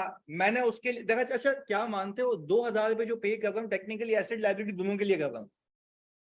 जो मैं 2000 रुपए पे करने लगा था वो टेक्निकली एसेट यानी नेट के लिए पे कर रहा हूँ ना, क्योंकि असल मालियत तो वो है। चलें जी, एक बात ये समझ आती है। पर उसमें एसेट के लिए कितने पे कर रहा? 7000। यानी आज के बाद मैं आपसे पूछूं नेट एसेट्स की कीमत कितनी थी, जल्दी बताओ। 2000। वापस से पूछ रहा हूं नेट एसेट की कीमत कितनी थी? 2000। उस 2000 के नेट एसेट के अंदर पीपी कितने का था? 7। और उसने मुझे बोला जानी तुम गलत कर रहे हो मेरे साथ, तुमने ये वैल्यू उठाई है बुक से, वो बुक वैल्यू है।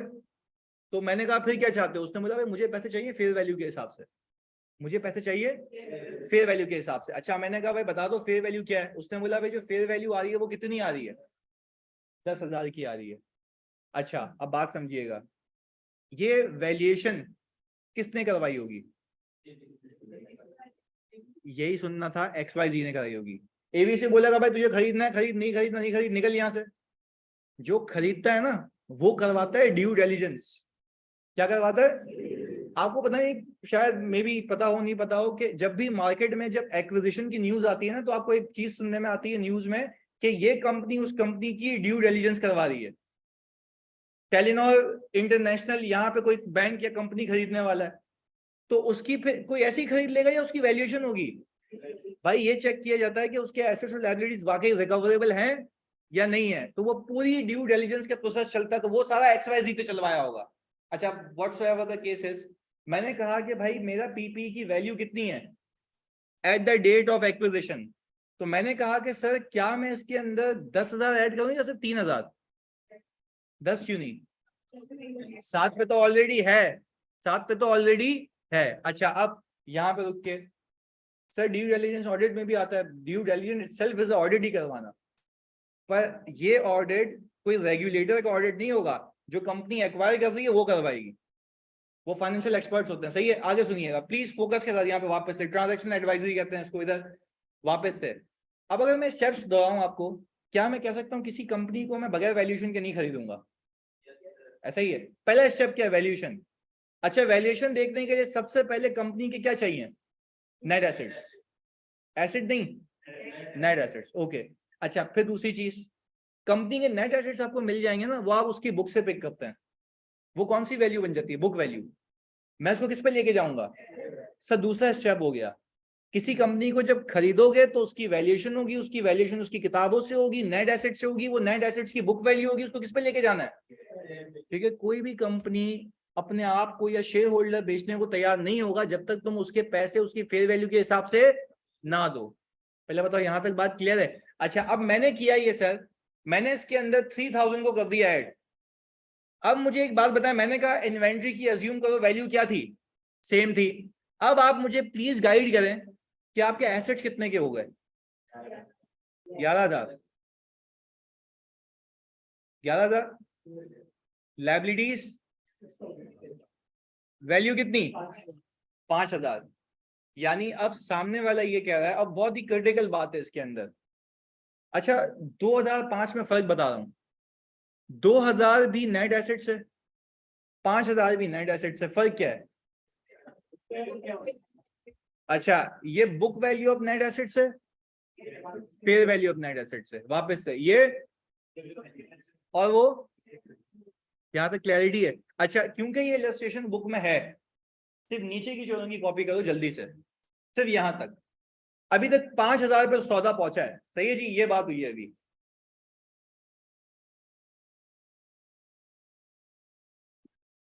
जी तो आप कुछ भी नहीं करते, कुछ भी नहीं करते। हाँ भाई वो सवाल तो उसका सही है, अच्छा उसने अगर ऑलरेडी फेयर वैल्यू पे रखा हुआ होता फिर? तो हम कुछ करते या ऑलरेडी आंसर 5 आता? ऑलरेडी आंसर 5 आता।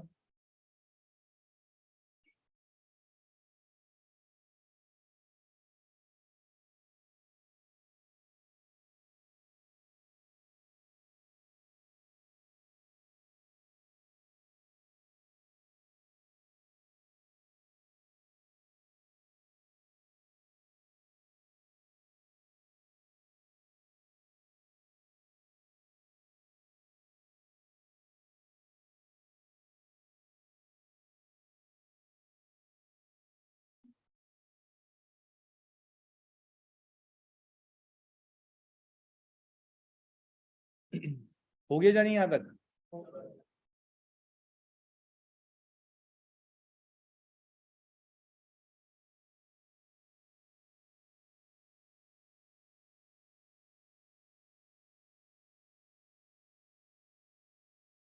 जी आफाक और मूसा अभी आगे लेके चलते हैं इसको।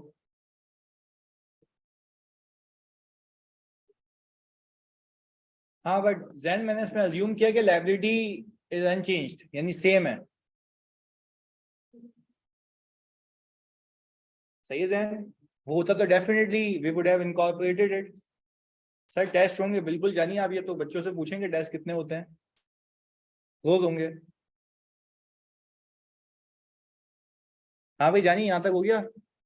ओके आगे फोकस के साथ इसी जुनून को आगे बरकरार रखें ताकि आप इसको हल्के से कॉन्सेप्ट को ग्रिप में ला सकें। इधर देखिएगा। अच्छा वापस से एक दो तीन चीजें जो मेरे दिमाग में चलती हैं, मुझे पता है कि पढ़ा पढ़ा की चीज समझ आ गई है। जो आपके दिमाग में गंद होता है पहले उसको निकालना होता है ना। इधर मुझे एक बात बताओ, ये जो टीपी को 3000 से मैं ऊपर लेके गया हूँ, ये कौन लेके गया है? एबीसी कंपनी की किताबों में ना ये एसेट अभी भी 7000 पे ही होगा। वापस समझा रहा हूं, फोकस होकर सुनना। मैं आपको ये सिखाने लगा हूं कि जब आप सामने वाली शेयर होल्डर को आपने अप्रोच किया, सुनना। उस शेयर होल्डर की अपनी कंपनी है एबीसी, अपनी कंपनी है, उसकी अकाउंटिंग पॉलिसीज अपनी है, उसने अपने एसेट को कॉस्ट मॉडल पे रखा हुआ है। क्या उसने अपने हिसाब से गलत किया हुआ है? या उसको आईएस 16 अलाउ करता है? अलाउ करता है। मैं जब शेयर होल्डर के पास गया कि भाई तुम्हारी कंपनी खरीदनी है, उसने मुझे बोला बिस्मिल्लाह खरीद लो भाई, वैल्यूएशन कर लेते हैं। मैंने उसको वैल्यू निकाल के दी 2000 रुपए। पहले उसने मुझे 8000 निकाल के दी, तो क्या गलती थी? एसेट्स थे, कंपनी की वैल्यू एसेट माइनस, हमने लायबिलिटीज को कटा दिया। हमने कहा नेट एसेट वैल्यू कितनी आ गई? 2000। क्या वो 2000 पे एग्री हुआ? क्यों? क्योंकि वो बुक वैल्यू है, यानी इस 2000 के अंदर मेरा जो एसेट छुपा हुआ है पीपी वो 7000 पे छुपा हुआ है, जबकि होना चाहिए कितने से बढ़ाया। तो मैं अभी शेयर होल्डर को कह रहा हूँ जानी अपनी बुक्स में 3000 की एंट्री मार ले। वो बोलेगा कहते तो दिमाग खराब हो गया, मेरी अपनी अकाउंटिंग पॉलिसी है, तेरे चक्कर में मैं क्यों अपनी बुक सुनाऊं? ये आप वैल्यूएशन कर रहे हैं, आप हिसाब किताब करें, मेरा इससे कोई गर्ज नहीं है। तो यानी एक बात सीखी मैंने अभी, 3000 रुपए जो यहाँ पे ऐड किए ना, उससे सब्सिडी की बुक्स पे कोई hit. This is just for the sake of valuation, this is just for the sake of valuation. पहले बताओ ये बात क्लियर है? चाहो तो ये लिख भी लो कि जो मैं फेयर वैल्यूएशन कर रहा हूं उससे सब्सिडी की सेपरेट की बुक्स पे कोई इंपैक्ट नहीं आएगा। और लॉजिकल बात भी है। सर जो हम वैल्यूएशन कर रहे हैं, लिखो अपने पास, जो हमने 3000 रुपए की वैल्यूएशन की है, जो हमने 3000 रुपए की वैल्यूएशन की है, उससे सब्सिडी की सेपरेट बुक्स के ऊपर कोई इंपैक्ट नहीं आएगा। उससे सब्सिडी की सेपरेट बुक्स के ऊपर कोई इंपैक्ट नहीं आएगा। अच्छा कोई पूछे क्यों भी नहीं आएगा, तुम बोलोगे उसकी मैनेजमेंट अलग है, उसका हिसाब किताब अलग है। ये तो सिर्फ हम वैल्यूएशन कर रहे हैं, देख रहे हैं कि कंपनी कितने की है। क्लियर है? आगे सुनिएगा। अच्छा सर अब ऑल्टरनेटिवली, ये तो समझाने के लिए था ना, अगर ये नहीं करता तो वो नहीं समझ आता। आप मुझे एक बात बताएं, अगर मुझे एक्विजिशन डेट के ऊपर किसी कंपनी के नेट एसेट्स निकालने हो तो क्या मैं कर सकता हूं मैं शेयर कैपिटल और रिटेन अर्निंग उठा लूं? वापस 8000 में से 6 माइनस करो, 2000, भाई समझने का मकसद क्या है? समझने का मकसद ये है कि एक होते हैं कंपनी में लगाए हुए पैसे, एक होते हैं कंपनी में कमाए हुए पैसे। लगाए हुए पैसे होते हैं कैपिटल, कमाए हुए पैसे होते हैं रिटेन अर्निंग। तो मैं भी तो यही कह रहा हूं आपको कि कंपनी में लगाए गए पैसे और कमाए गए पैसों को मिला दो तो कंपनी की टोटल वेल्थ बन जाती है कंपनी की।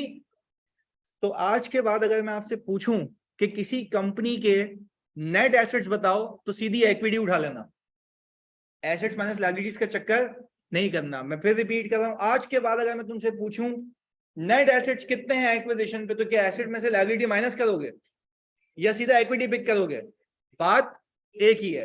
तो प्लीज एक्सप्लेन कि ये जो 2000 है वो बुक वैल्यू है, इसके अंदर एसेट कितने पे मौजूद है? 7।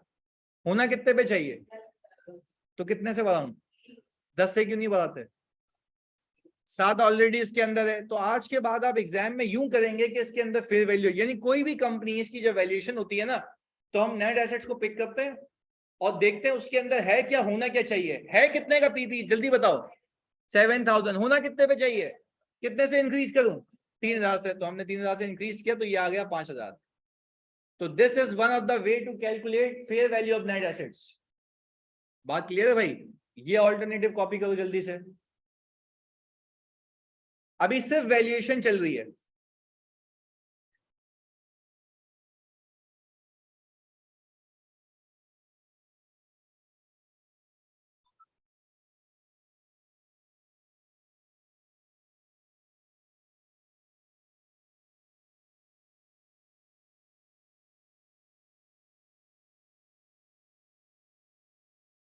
हाँ जी, यहां तक हो गया। अच्छा, अब तक क्या कोई कंपनी हमने खरीदी या अब तक सिर्फ वैल्यूएशन चल रही है? सर अब तक सिर्फ वैल्यूएशन चल रही है, अभी तक हमने उसको एक्वायर नहीं किया। अच्छा, वैल्यूएशन में जल्दी बताओ कि क्या तय पाया कि 5000 रुपए की वैल्यू हमारी कंपनी की, ऐसा ही है नेट एसेट्स की लायबिलिटीज को इंक्लूड करके। क्लियर है? आगे सुनो। अब कार्रवाई यहां से शुरू होती है। मैंने 5000 रुपए दे के निकालने लगा, उसने बोला मुझे 5000 रुपए नहीं चाहिए। तो मैंने कहा भाई चाहिए क्या? ये बेचने के लिए।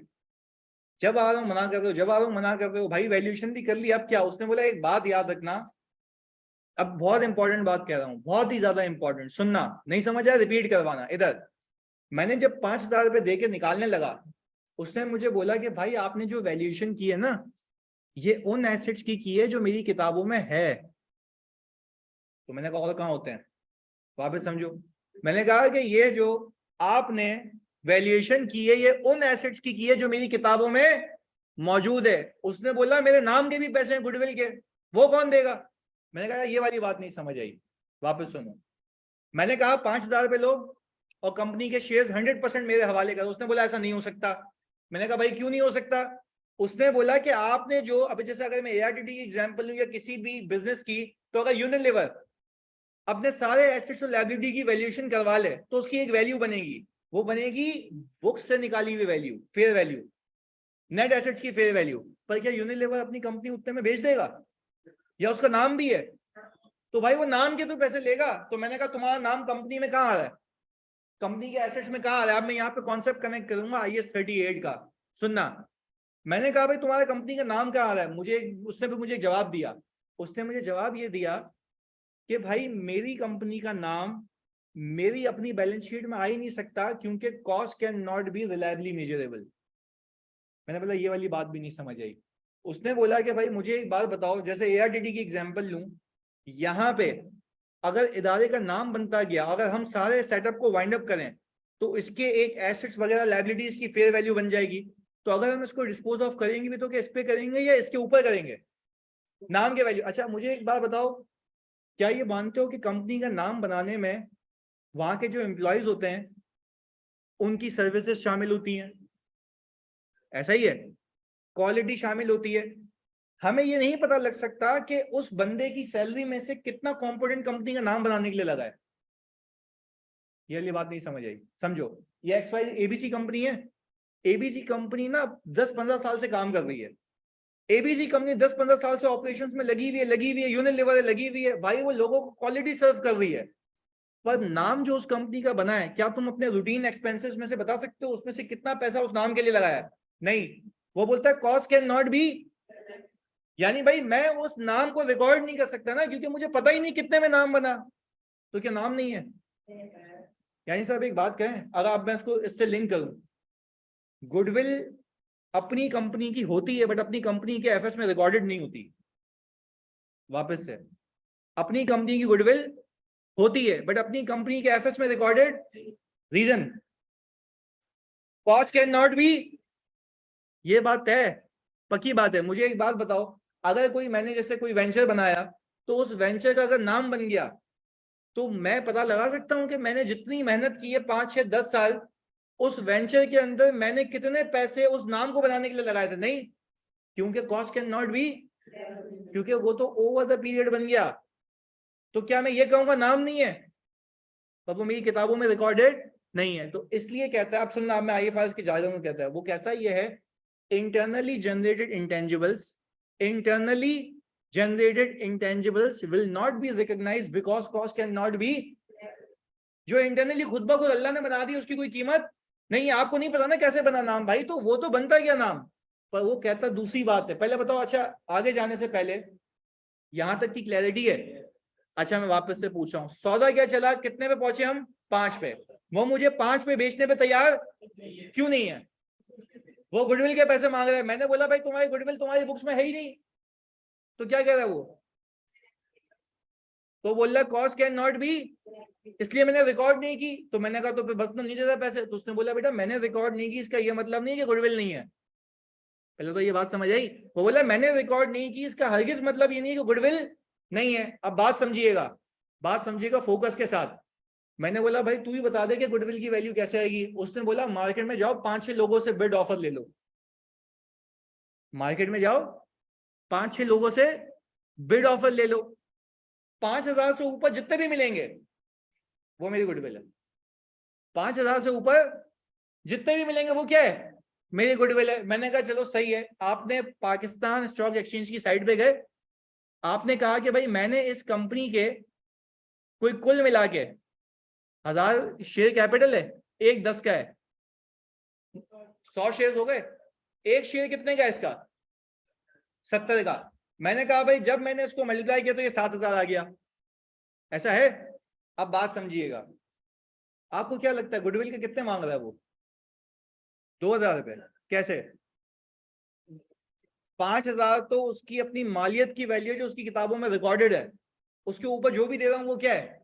गुडविल है। अब जरा बात समझने की है, क्या बच्चों में ये कह सकता हूं कि अब मैं एज ऑफ नाउ अपनी जेब से पैसे निकाल के दूंगा किसको? शेयर होल्डर को। किसके शेयर होल्डर को? एबीसी के। अब मैं एक एंट्री बनाऊंगा, सुनना, investment debit cash credit, investment debit cash credit. फिर बोल रहा हूं इन्वेस्टमेंट डेबिट कैश, कितने से? आज के बाद में अगर मैं तुम लोगों से पूछूं इस 7,000 के अंदर दो चीजें हैं। अच्छा अब और ड्रिल डाउन करो। इस 7,000 के अंदर 5,000 एसेट और लायबिलिटीज के हैं और 2,000 गुडविल के हैं। ये बात अगर समझ आ रही तो बताओ, फिर आगे चलने। पहले बताओ ये बात क्लियर है? इस 7,000 के अंदर 2,000 किसके हैं और 5,000 एसेट्स और लायबिलिटीज के, मतलब नेट एसेट्स के। भाई यहां तक की क्लैरिटी है? यानी हमने पूरी मेहनत की जस्ट फॉर द सेक ये पता लगाने के लिए कि भाई मैं एसेट और लायबिलिटी के लिए कितने दे रहा हूं और गुडविल के लिए कितने दे रहा हूं। पहले बताओ यहां तक क्लैरिटी है? पक्की बात है? ऑनलाइन तो जल्दी से बता दो यहां तक क्लैरिटी है, जल्दी से। वेरी गुड यार। तो सर अब मुझे एक बात बताएं, पहले तो आप ये कॉपी करें यहां तक इतना हिस्सा, और अपने पास लाजमी लिखिएगा कि this 7,000 includes 5,000 for assets and liabilities. This 7,000 includes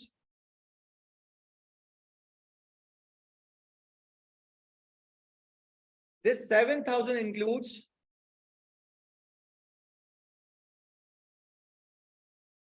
7,000 includes 5,000 for assets and liabilities.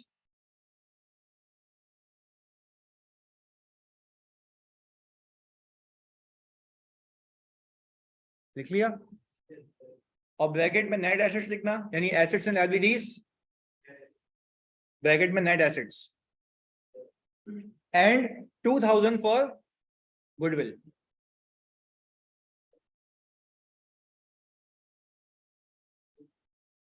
Clarity है यहां तक? चलें अब फोकस, अब एक स्टेप ऊपर जाएंगे मुश्किलात का। जी अभी बता रहा हूँ ना, वही बता रहा था, अभी उसी पे आ रहा था मैं। सुनो, क्या इस बात पे यकीन रखते हो कि अभी मैंने एक एंट्री बनाई होगी इन्वेस्टमेंट डेबिट, ये किसने बनाई होगी? XYZ ने, पक्की बात है? अच्छा, अब ये बात तो क्लियर हो गई। पहले ऑनलाइन वालों से भी पूछ लिया, ऑनलाइन वालों जल्दी बताओ कि ये बात क्लियर है? पेरेंट एंटिटी ने अपनी सेपरेट बुक्स में एंट्री बनाई होगी investment debit cash credit, separate books के अंदर, सेपरेट बुक्स यानी अलग अलग से। अच्छा, आप दोनों बुक्स को देखो जरा, ये दोनों किताबें ये बता रही हैं कि इस कंपनी ने किसी और कंपनी में इन्वेस्टमेंट की हुई है, खुद देख लो। वो एक अलग एंटिटी है, ये एक अलग एंटिटी है। 7000 क्या बता रहे हैं कि मैंने किसमें इन्वेस्टमेंट की हुई है? सब्सिडरी में। 7000 क्या बता रहा है? मैंने किसमें इन्वेस्टमेंट की हुई है? 7000 का ब्रेकअप पता है? 5000 for assets and liabilities and 2000 for. अब उनका सवाल ये था, जो कि वैलिड सवाल है, सर आपने उसकी गुडविल अलग से क्यों नहीं रिकॉर्ड की? सवाल वैलिड है ना, उसकी गुडविल अलग से रिकॉर्ड क्यों नहीं की? मेरा जवाब यह है कि किसी और कंपनी की गुडविल आप अपनी किताब में अलग से रिकॉर्ड कैसे कर सकते हैं? ये तो आपको पता है ना कि आपने उसके लिए पे किए, तो वो तो कॉस्ट का पार्ट बन गई। तो गुडविल तो उस कंपनी की है, आप उसको इन्वेस्टमेंट के अंदर रहने दो, वरना कितनी बार रिकॉर्ड हो जाएगी? 2 बार। चलो उसको मैं तरीका भी दूं, इन्वेस्टमेंट 5 की दिखाओगे, गुडविल अगर 2 की दिखाओगे ना, तो ये कैसे प्रूव करोगे कि उस कंपनी की गुडविल है? वो तो अलग है ना। बात क्लियर है? तो इसलिए मैंने उसको इन्वेस्टमेंट के अंदर रहने दिया। अच्छा, अब सवाल ये है, तुम बीइंग एन इन्वेस्टर, क्या गुडविल की कॉस्ट मेजर कर ली तुमने? हाँ। अच्छा, अब एक कॉन्सेप्ट दे रहा हूं, सुनना। There is a difference between cost of goodwill and fair value of goodwill. बात समझिएगा। जब मैं एबीसी कंपनी के पास गया था ना, वो कह रहा था मैंने अपनी किताबों में गुडविल रिकॉर्ड नहीं की हुई क्योंकि कॉस्ट कैन नॉट बी। उसने बोला मार्केट से फेयर वैल्यू पता लग सकती है, और तुम मुझे जितना भी पैसा दोगे वो तुम्हारे लिए मेजरेबल है क्योंकि तुम दे के खरीद रहे हो मुझसे। ये बात नहीं समझ आई? वापस से, एबीसी कंपनी के पास जब मैं गया तो मुझे जल्दी बताओ, उसने मुझसे 5 मांगे या 2 ऊपर मांगे? अच्छा, पर ये जो 2000 रुपए है, क्या ये कॉस्ट ऑफ गुडविल है, फेयर वैल्यू ऑफ गुडविल है? तो मैं तो कह रहा हूं कि एबीसी कंपनी को तो पता ही नहीं था ना कि गुडविल कितने में बनी। वो तो जब सेलिंग की बात आई तब मार्केट में बात फैली तो पता लगा 2000 रुपए ज्यादा मिलेंगे। ये 2000 रुपए जो एबीसी के शेयर होल्डर को ज्यादा मिलेंगे वो उसका गेन है, हमारी तो कॉस्ट है ना। तो क्या मैं कह सकता हूं कि मैं कॉस्ट रिलायबली मेजर कर सकता हूं? वह कौन, सब्सिडी या पेरेंट? क्योंकि जब वो खरीदेगा तो ओवर एंड अबव वो जितना भी पे करेगा वो क्या है? गुडविल है। तो सर आप इसको कंक्लूड करें कि parent entity can reliably measure the cost of goodwill. Parent entity can reliably measure the cost of goodwill, but why subsidy can not? क्योंकि उसने इंटरनली जनरेट की है, उसको पता नहीं है कितने में बनी है, बट जो खरीदने आया है उसको पता है, क्योंकि वो जितने भी ऊपर देगा वो किसके लिए है? गुडविल के लिए। यानी एक पार्टी कैन रिलायबली मेजर है, दूसरी party can not reliably measure. यहां तक भी क्लैरिटी, यानी कॉन्सेप्ट ऑफ गुडविल क्लियर होना चाहिए कि 7000 के अंदर 2 चीजें हैं, 5000 एसेट और लायबिलिटी के लिए और बाकी गुडविल के लिए, और वो उसके अंदर ये हमने अलग से नहीं दिखाया, just for the sake of breakup. Clear है? हाँ भाई, ऑनलाइन में तो जल्दी बता दो जी। अभी पहले खरीदना ना जानी, आगे बेचना भी, पर बेचना तो क्या अल्लाह की कसम तुम्हारे कोर्स में नहीं है, सी फाइनल में ग्रुप स्ट्रक्चर का चेंज, पर उसको वैसे ही तुम उससे क्लास के बाद डिस्कस कर लेना, वरना कंफ्यूजन हो जाएगी इनको। सही है? बेचना बेचना सब सिखा देंगे, पर अभी नहीं, अभी खरीदना है सिर्फ। सही है? ओके, चले जी आगे फोकस के साथ। यही है भाई, कंसिडरेशन कितने की थी? नेट एसेट्स कितने के मिले? गुडविल कितने की? 2000 रुपए की। अच्छा भाई, तो अब सर इन सेपरेट बुक्स आपने क्या यही एंट्री बनाई है? ऐसा है? अच्छा, क्या अभी कंसोलिडेशन हुई है या अभी सिर्फ खरीदा है? सर इतनी मेहनत सिर्फ इसलिए की है ताकि खरीदना सिखा दूं। अब क्या करेंगे? कंसोलिडेशन। सही है जी, पहले इसको कॉपी करो तो फिर कंसोलिडेशन करें।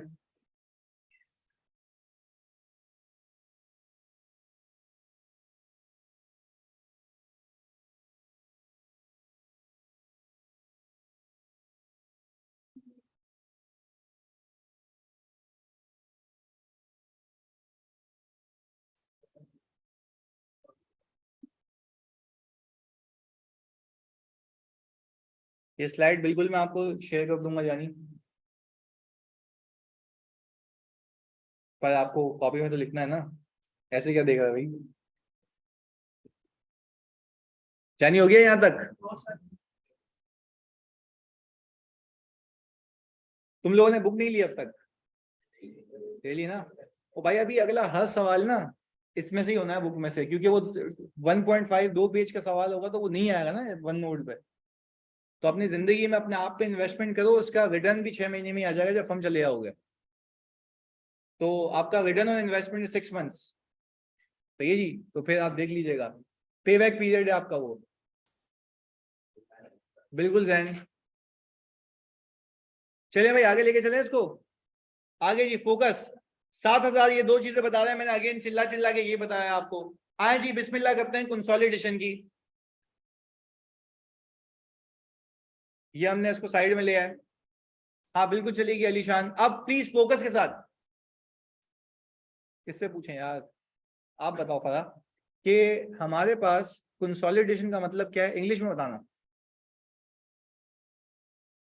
Presentation group as a single entity. अच्छा, do you think that there is a group? Parent and subsidiary, ऐसा ही है, पेरेंट एंड सब्सिडरी। अच्छा भाई लाहौर में ये वही बुक हाउस से मिल जाएगी आपको। अभी सोले यार प्लीज यो नंबर शेयर कर देना इनसे, इधर प्लीज, इधर से फोकस के साथ। कंसोलिडेटेड एफएस बना रहे हैं इधर, अभी अभी लिखो नहीं प्लीज, सुनो खाली, इधर देखो एक चीज सिखानी है मुझे, इधर पीपी दोनों को मिला दें, कितना हो गया 12। अभी जिसने नशीन ने देखा नहीं होगा ना वो पे गायब हो जाएगा, इधर देख लो, दो अलग अलग कंपनी है, ये अलग है वो अलग है, क्या करूं? कंसोलिडेट, चलें जी, मैंने कहा सर मैंने कंसोलिडेट कर दिया, पीपी आ गया ये 12000 का, सही है। अच्छा 12000 कैसे आया सर? 5 एक का है, 7 दूसरे का है। अच्छा 5 और 7 मिलके कितने हो गए? प्लीज आप फोकस होकर देखिएगा इधर, क्योंकि मुझे यहाँ पे आपको चीजें सिखानी है, खुदा के वास्ते इधर फोकस करना, हिलना नहीं यहाँ से। 5 और 7 कुल मिला के 12 हो गए। बट मेरा ये मानना है कि मैंने जो कंपनी खरीदी है ना सब्सिडरी, उस पे मैंने 3000 रुपये ऊपर दिए थे पीपीई के। तो आप अब एक काम करें, सुकून में आए थोड़ा सा, और पहले मेरी बात को समझें कि मैं कर रहा हूं कंसोलिडेशन, हम कौन है? पेरेंट। आपको नहीं लगता मुझे एसेट्स को उतने पे दिखाना चाहिए जितने पे मुझे पड़ गया? आप कह रहे हो अपनी मालियत बता रहे हो, उस कंपनी से तुम लोगों ने अभी, उस कंपनी से तुम लोगों ने अभी पीपी कितने का उठाया? 7। अपना कितना डाला? 5। अपना 5, अपना 5, उसका 7। तो मैंने कहा जब मैं इसको कंसोलिडेट कर रहा हूं तो ये 12 हो गया, अब तक सही है। पर मैं तुमसे ये कह रहा हूं यार, तुमने सामने वाली कंपनी से जो पीपी खरीदा, तुम्हें 7 का तो नहीं पड़ा यार, 3000 वैल्यूएशन भी तो है, तो ये भी कौन इंक्लूड करेगा? सब्सिडी ने क्यों नहीं किया? उसके अलग फाइनेंशियल है, ये सारी पंचायत कौन करेगा? पर अभी अभी मुझे पता है ये गलत है, अभी मुझे पता है ये, तो यहाँ तक क्लैरिटी है पक्का? देखो मैं फिर रिपीट कर रहा हूँ, उसमें शर्माने की बात नहीं है, एक एक कॉन्सेप्ट पे काम कर रहे हैं, प्लीज सुनिएगा वापस से। मैं कह रहा हूँ, क्या इस बात को मानते हो कि अब आप ग्रुप को एज अ सिंगल एंटिटी बता दो? सिंगल एंटिटी, सिंगल मालियत, सिंगल मालियत का मतलब है कि मुझे कितने का पड़ा? मैं आपसे ये पूछ रहा हूँ, 5 का मेरा एसेट है, 7 का उसका एसेट है, तो भाई मुझे वो 7 का तो नहीं पड़ा यार, कितने का? 10 का। तो मुझे आप एक बात बताएं, तो मैं इसके अंदर कितनी और ऐड करने चाहिए, जो कि अभी मैंने किए? टेक्निकली दिस इज रॉन्ग, और मैं कह रहा हूं दिस इज रॉन्ग, सही अभी करवाता हूं, पहले तो यहाँ तक क्लैरिटी है। We are just presenting a group as a single entity, but along with the errors जो मैं आपको एक एक करके सिखा रहा हूँ। क्लियर है? पक्की बात है? अच्छा अब आफाक, अभी आपकी बात का जवाब दे रहा हूँ, फिर से रिपीट कर रहा हूँ, मेरा एसेट कितने का? 5, उसका कितने का? पर आप अल्लाह को हाजिर नाजिर जान के ये बात कहें कि आपने उसके एसेट के लिए 7 दिए हैं, 10 दिए हैं, तो आपको कितने का पड़ गया? तो वो ग्रुप में आना कितने का चाहिए? आ कितने का है? मतलब गलत है सही है? गलत है। आगे देखते हैं क्या करना है, फोकस होके। सर इन्वेस्टमेंट कितने की ली मैंने? अब मैं बहुत ही ट्रिकी बात करूंगा, और वो दिमाग में चिपकाए बगैर मतलब ना जान नहीं छोड़ूंगा मैं, तो सुनना। इस 7000 की इन्वेस्टमेंट के अंदर इस 7,000 की इन्वेस्टमेंट के अंदर, मैं फोकस होकर सुनना, नहीं समझ आया 10 बार रिपीट करना, इस 7,000 की इन्वेस्टमेंट के अंदर ऑलरेडी सब्सिडी का पीपी शामिल है। कितनी बार हो गया? 2 बार। फिर से रिपीट कर रहा हूं, कंफ्यूजन तो लेके ही नहीं चलना दिमाग में। फिर अभी तुम लोगों को मैंने प्रूव किया कि this 7,000 includes assets and liabilities plus goodwill. तो मैं एक आपको ये बात समझा पा रहा हूं कि 7,000 के अंदर वो 7,000 का पीपी भी है, जो आपने ऊपर भी रिकॉर्ड किया हुआ। कितनी बार हो गया? 2 बार। सर मुझे लगता है 2 मसले हो गए। अगर सीधा प्लस करना होता तो तुम क्लास सुन ना लेते। बात समझने की ये है, मैं आपको एक एक करके विजुअल्स में इसलिए बता रहा हूं। सुनो वापस से, 7,000 क्या रिप्रेजेंट करता था, जल्दी बताओ। अच्छा, अब अप्रोप्रिएटली कहेंगे, एसेट और लायबिलिटी ऑफ सब्सिडरी।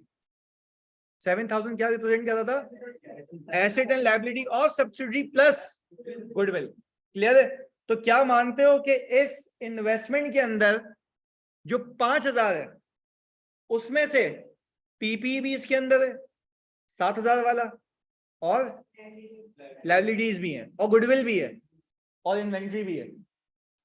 ऐसा है भाई? अगर 7 और 1 तुमने पिक किया था, 8,000 बन गया था। 8,000 में से तुमने 6 की लायबिलिटी माइनस की थी, 2 बन गया था।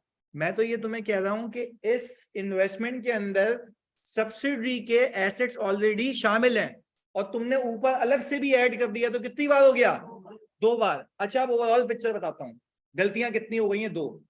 एक, पीपी मैंने कितने पे कंसोलिडेट किया है? 7 होना चाहिए, कितने से कम है? अच्छा, इन्वेस्टमेंट में कोई भंड मारे क्या? ऊपर भी आ रहा है, इन्वेस्टमेंट के अंदर भी आ रहा है। कितनी बार हो गया? 2 बार। पहले बताओ, यहां तक क्लैरिटी है? पक्की बात है? गलतियां हैं, अभी कंसोलिडेशन सीख रहे हैं पर गलतियों के साथ। क्लियर है? ऑनलाइन वालों जल्दी बता दो, जल्दी से। मोहम्मद मैं भी तो यही कह रहा हूँ, 2 बार हो गया, तो मुझे रिपीट कर रहा है। चले जी, फोकस के साथ इधर आगे। इन्वेंट्री कितने की आ गई? पहले इन्वेस्टमेंट के अंदर है, कितनी बार हो गई? 2 बार। चलें जी, ये 20,000 के एसेट्स हो गए। 20,000 के एसेट्स हो गए। अब प्लीज फोकस होकर सुनिएगा, मैंने दोनों का शेयर कैपिटल मिला दिया। कितना आ गया? दोनों का रिटेन अर्निंग मिला दिया, 3,000। और दोनों की लायबिलिटीज मिला दी, कितनी हो गई? 14,000। बैलेंस शीट हो गई टैली, कंसोलिडेशन खत्म। बस ऐसा नहीं है, पर गलत है, इसमें गलतियां है नहीं है, ये बताओ।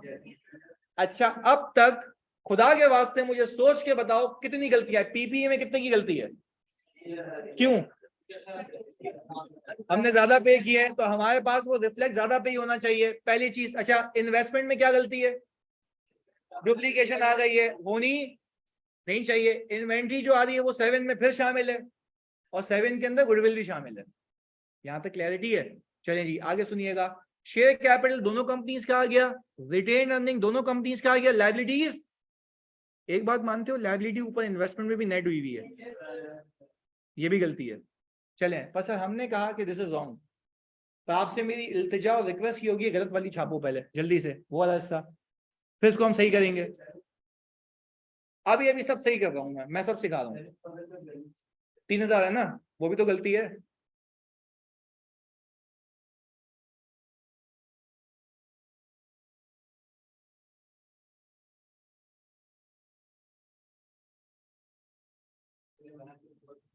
तो गाड़ी भी मान ली।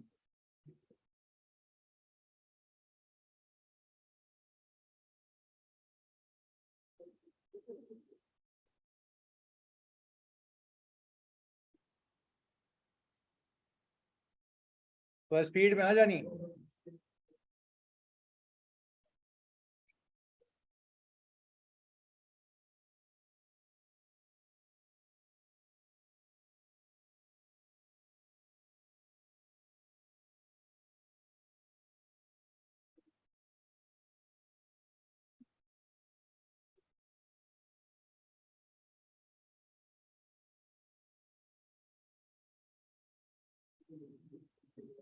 हो गया भाई मूसा, ओके जी।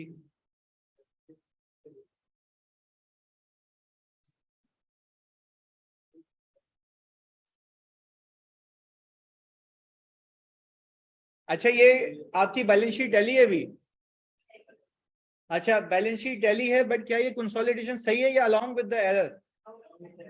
अच्छा अलोंग विद द एरर, यानी अब हमें सही करना है तो सही कंसोलिडेशन हो जाएगी, और हमें एग्जाम में वही करना है जो अब मैं सिखाऊंगा।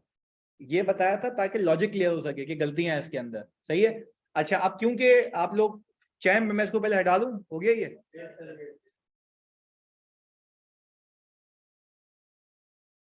हाँ कोर्स 1 महीने पहले खत्म हो जाएगा जी, बिल्कुल।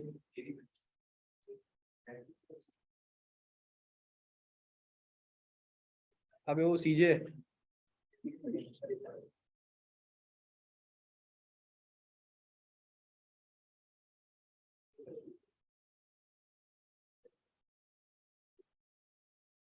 अच्छा भाई पहले एक काम ये करें आप, रिक्वेस्ट मेरी आपसे ये है कि इसकी आप पिक्चर ले लें, ताकि आप मोबाइल में देखते देखते ना, कि आपके पास सवाल तो है सामने, क्योंकि जिसके पास बुक है वो तो देख लेगा।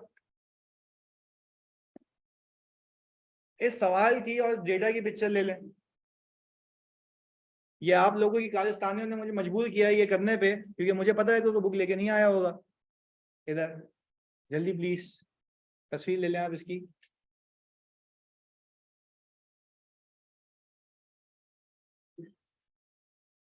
हो गया जी, चलें जी, ओके फोकस के साथ। सर हमने कहा ये कहानी यहां तक हो गई, हमने कहा ये गलत है। अब सर यहां तक हम इसको इधर फेंक दिया हमने। ऑनलाइन वालों आप लोगों ने पिक्चर ले ली थी भाई, जल्दी से बता दो, ताकि आप अकॉर्डिंगली उससे मैच कर पाए। या खुदा के वास्ते इधर देखना, एक चीज सिखानी है मुझे, और वो भी एंट्री के साथ। अब मैं स्टेप्स को रिकॉल कर रहा हूँ और फिर कंसोलिडेशन यहाँ पे पहले दिन की खत्म हो जाएगी, सीख जाएंगे। अटेंटिवली सुनना, अटेंटिवली, अभी लिखना नहीं, जब मैं बोलूंगा तब लिखना। इधर पहली चीज, जब भी किसी कंपनी को खरीदोगे ऐसे ही खरीदोगे या उसकी वैल्यूएशन होगी? वैल्यूएशन बोले तो एसेट या नेट एसेट्स? नेट एसेट्स मतलब book value of net assets. उसकी इक्विटी पिक कर लो, एसेट में से लायबिलिटी माइनस करो, बात एक ही है। मैंने इक्विटी पिक की, equity is representing book value. उसके अंदर तुम लोग मुझे बताओ पीपी कितने का आ रहा था? 7 का। आना कितने पे चाहिए? कितने से बढ़ाऊं? कितने पे आ गया? 5,000 रुपए। मैंने उसको 5 दिए या उससे भी 2 ज्यादा? किस लिए? यानी तय ये पाया कि उस कंपनी के लिए जिसको मैंने 7,000 रुपए दिए, जिसमें से 5,000 रुपए एसेट और लाइबिलिटी के लिए दिए और 2,000 रुपए गुडविल के लिए दिए। यहां तक बात। अच्छा ये गुडविल थी किसकी? वेरी गुड, एबीसी की थी, सब्सिडरी की थी। और मैंने उसको रिकॉर्ड इसलिए क्योंकि कॉस्ट कैन बी अब रिलायबली मेजरेबल। सही है जी, आगे फोकस के साथ। हमने ये कहा कि सर आए इन कंसोलिडेटेड बुक्स में मैं आपको मेमोरेंडम एंट्री बनाना सिखाऊं। सबसे पहले कंसोलिडेटेड एफएस में मैंने पीपी को 3,000 से बढ़ा दिया। क्या मैं सही कर रहा हूं? क्यों? क्योंकि हमें जितने का पड़ा उतने पे ग्रुप में आना चाहिए। नहीं मैं अपनी मालियत बता रहा हूँ ना, तो मुझे वो चीज जितने की पड़ी उसकी बुक्स में तो 7 की थी। मैंने कितने दिए उसके शेयर होल्डर को? 10। तो मेरी ये कॉस्ट भी कितनी होनी चाहिए? 10 होनी चाहिए। कौन से डेट पे? एक्विजिशन डेट पे। अच्छा एक बहुत देखो लॉजिकल बात भी है, मैंने उसके शेयर होल्डर को पैसे देके बोला तू निकल, अब ये कंपनी मेरी। अब यानी उसकी मैनेजमेंट उसकी सुनेगी मेरी सुनेगी? पर उसकी अकाउंटिंग पॉलिसी तो अभी भी कॉस्ट मॉडल है ना, तो उसने अभी भी इसको किस पे रखा हुआ है? 7 पे। पर जब मैं कंसोलिडेटेड बुक्स बनाऊंगा तो क्या मैं ये कहूंगा मुझे 7 का मिला या 10 का? तो मुझे जितने का मिला मैं उतने पे रिपोर्ट करूंगा, क्योंकि कंसोलिडेटेड बुक्स है। भाई बात क्लियर है? पर ये सारे पैसे कंपनी को कहते, शेयर होल्डर को कहते, वो लेके शार्ट हो गया, हमारी कंपनी हो गया, हमें हिसाब किताब देखना है। यहां तक क्लैरिटी है? आगे तो सर अब मैंने ये कहा पीपी आ गया 15,000 रुपए पे, ये कैसे? अच्छा आप कहीं लिख लेना अपने पास, पीपी लिखें, और पीपी में 5 + 7 + 3, ये कर लें बस।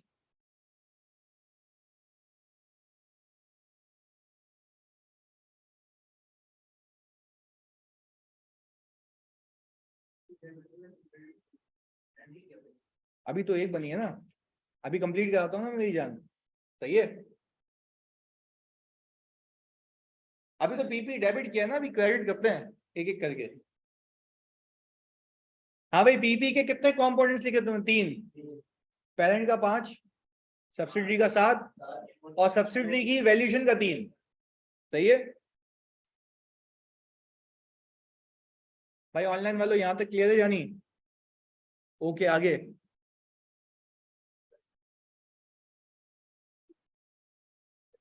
मैंने कहा, सुनना प्लीज यार इधर, मैंने ये कहा कि मुझे एक बात पता है, अभी लिखना बंद, जब मैं बोलूंगा तब लिखना है, अभी लिखना बंद, अभी मुझे अटेंशन चाहिए इधर। मैंने आपको ये कहा कि जो सामने वाली कंपनी है एबीसी लिमिटेड, अब उसको मैं अपने पास ले आया हूं, अपने पास ले आया मतलब कंसोलिडेट कर रहा हूं। क्या आपको वो कंपनी सिर्फ 10,000 के पीपी में पड़ी थी या 2 गुडविल के भी थे? अब रिकॉर्ड करूंगा क्योंकि कॉस्ट कैन बी, मैंने यहाँ पे अलग से रिकॉर्ड कर ली। सेपरेट बुक्स में क्यों नहीं की थी उस बच्चे का सवाल, सेपरेट बुक्स में इसलिए नहीं की थी क्योंकि कंपनी अलग थी ना। जब अपने पास ले आया तो अब रिकॉर्ड करूं, क्योंकि अब मैं बोलूंगा अब मैं ओवरऑल एक ग्रुप हूं ना, एक इदारा हूं, presentation of a group as a, तो सिंगल एंटिटी का मतलब ये है कि जितने पे मुझे मिली तो उसके गुडविल के पैसे भी तो रिकॉर्ड करूं जो मैंने दिए थे अपनी जेब से, हाँ या नहीं? यस सर, पहले बताओ यहां तक बात क्लियर है? मैंने गुडविल रिकॉर्ड की। सेपरेट बुक्स में गुडविल कहां मौजूद थी? इन्वेस्टमेंट के अंदर। अब मैंने उसको इन्वेस्टमेंट से निकाल के अलग से दिखा दिया। अलग से क्यों? क्योंकि कॉस्ट कैन बी, तो वो तो फिर पूछ तो रहा था मुझसे कि सर आपने सेपरेट बुक्स में अलग क्यों नहीं किया?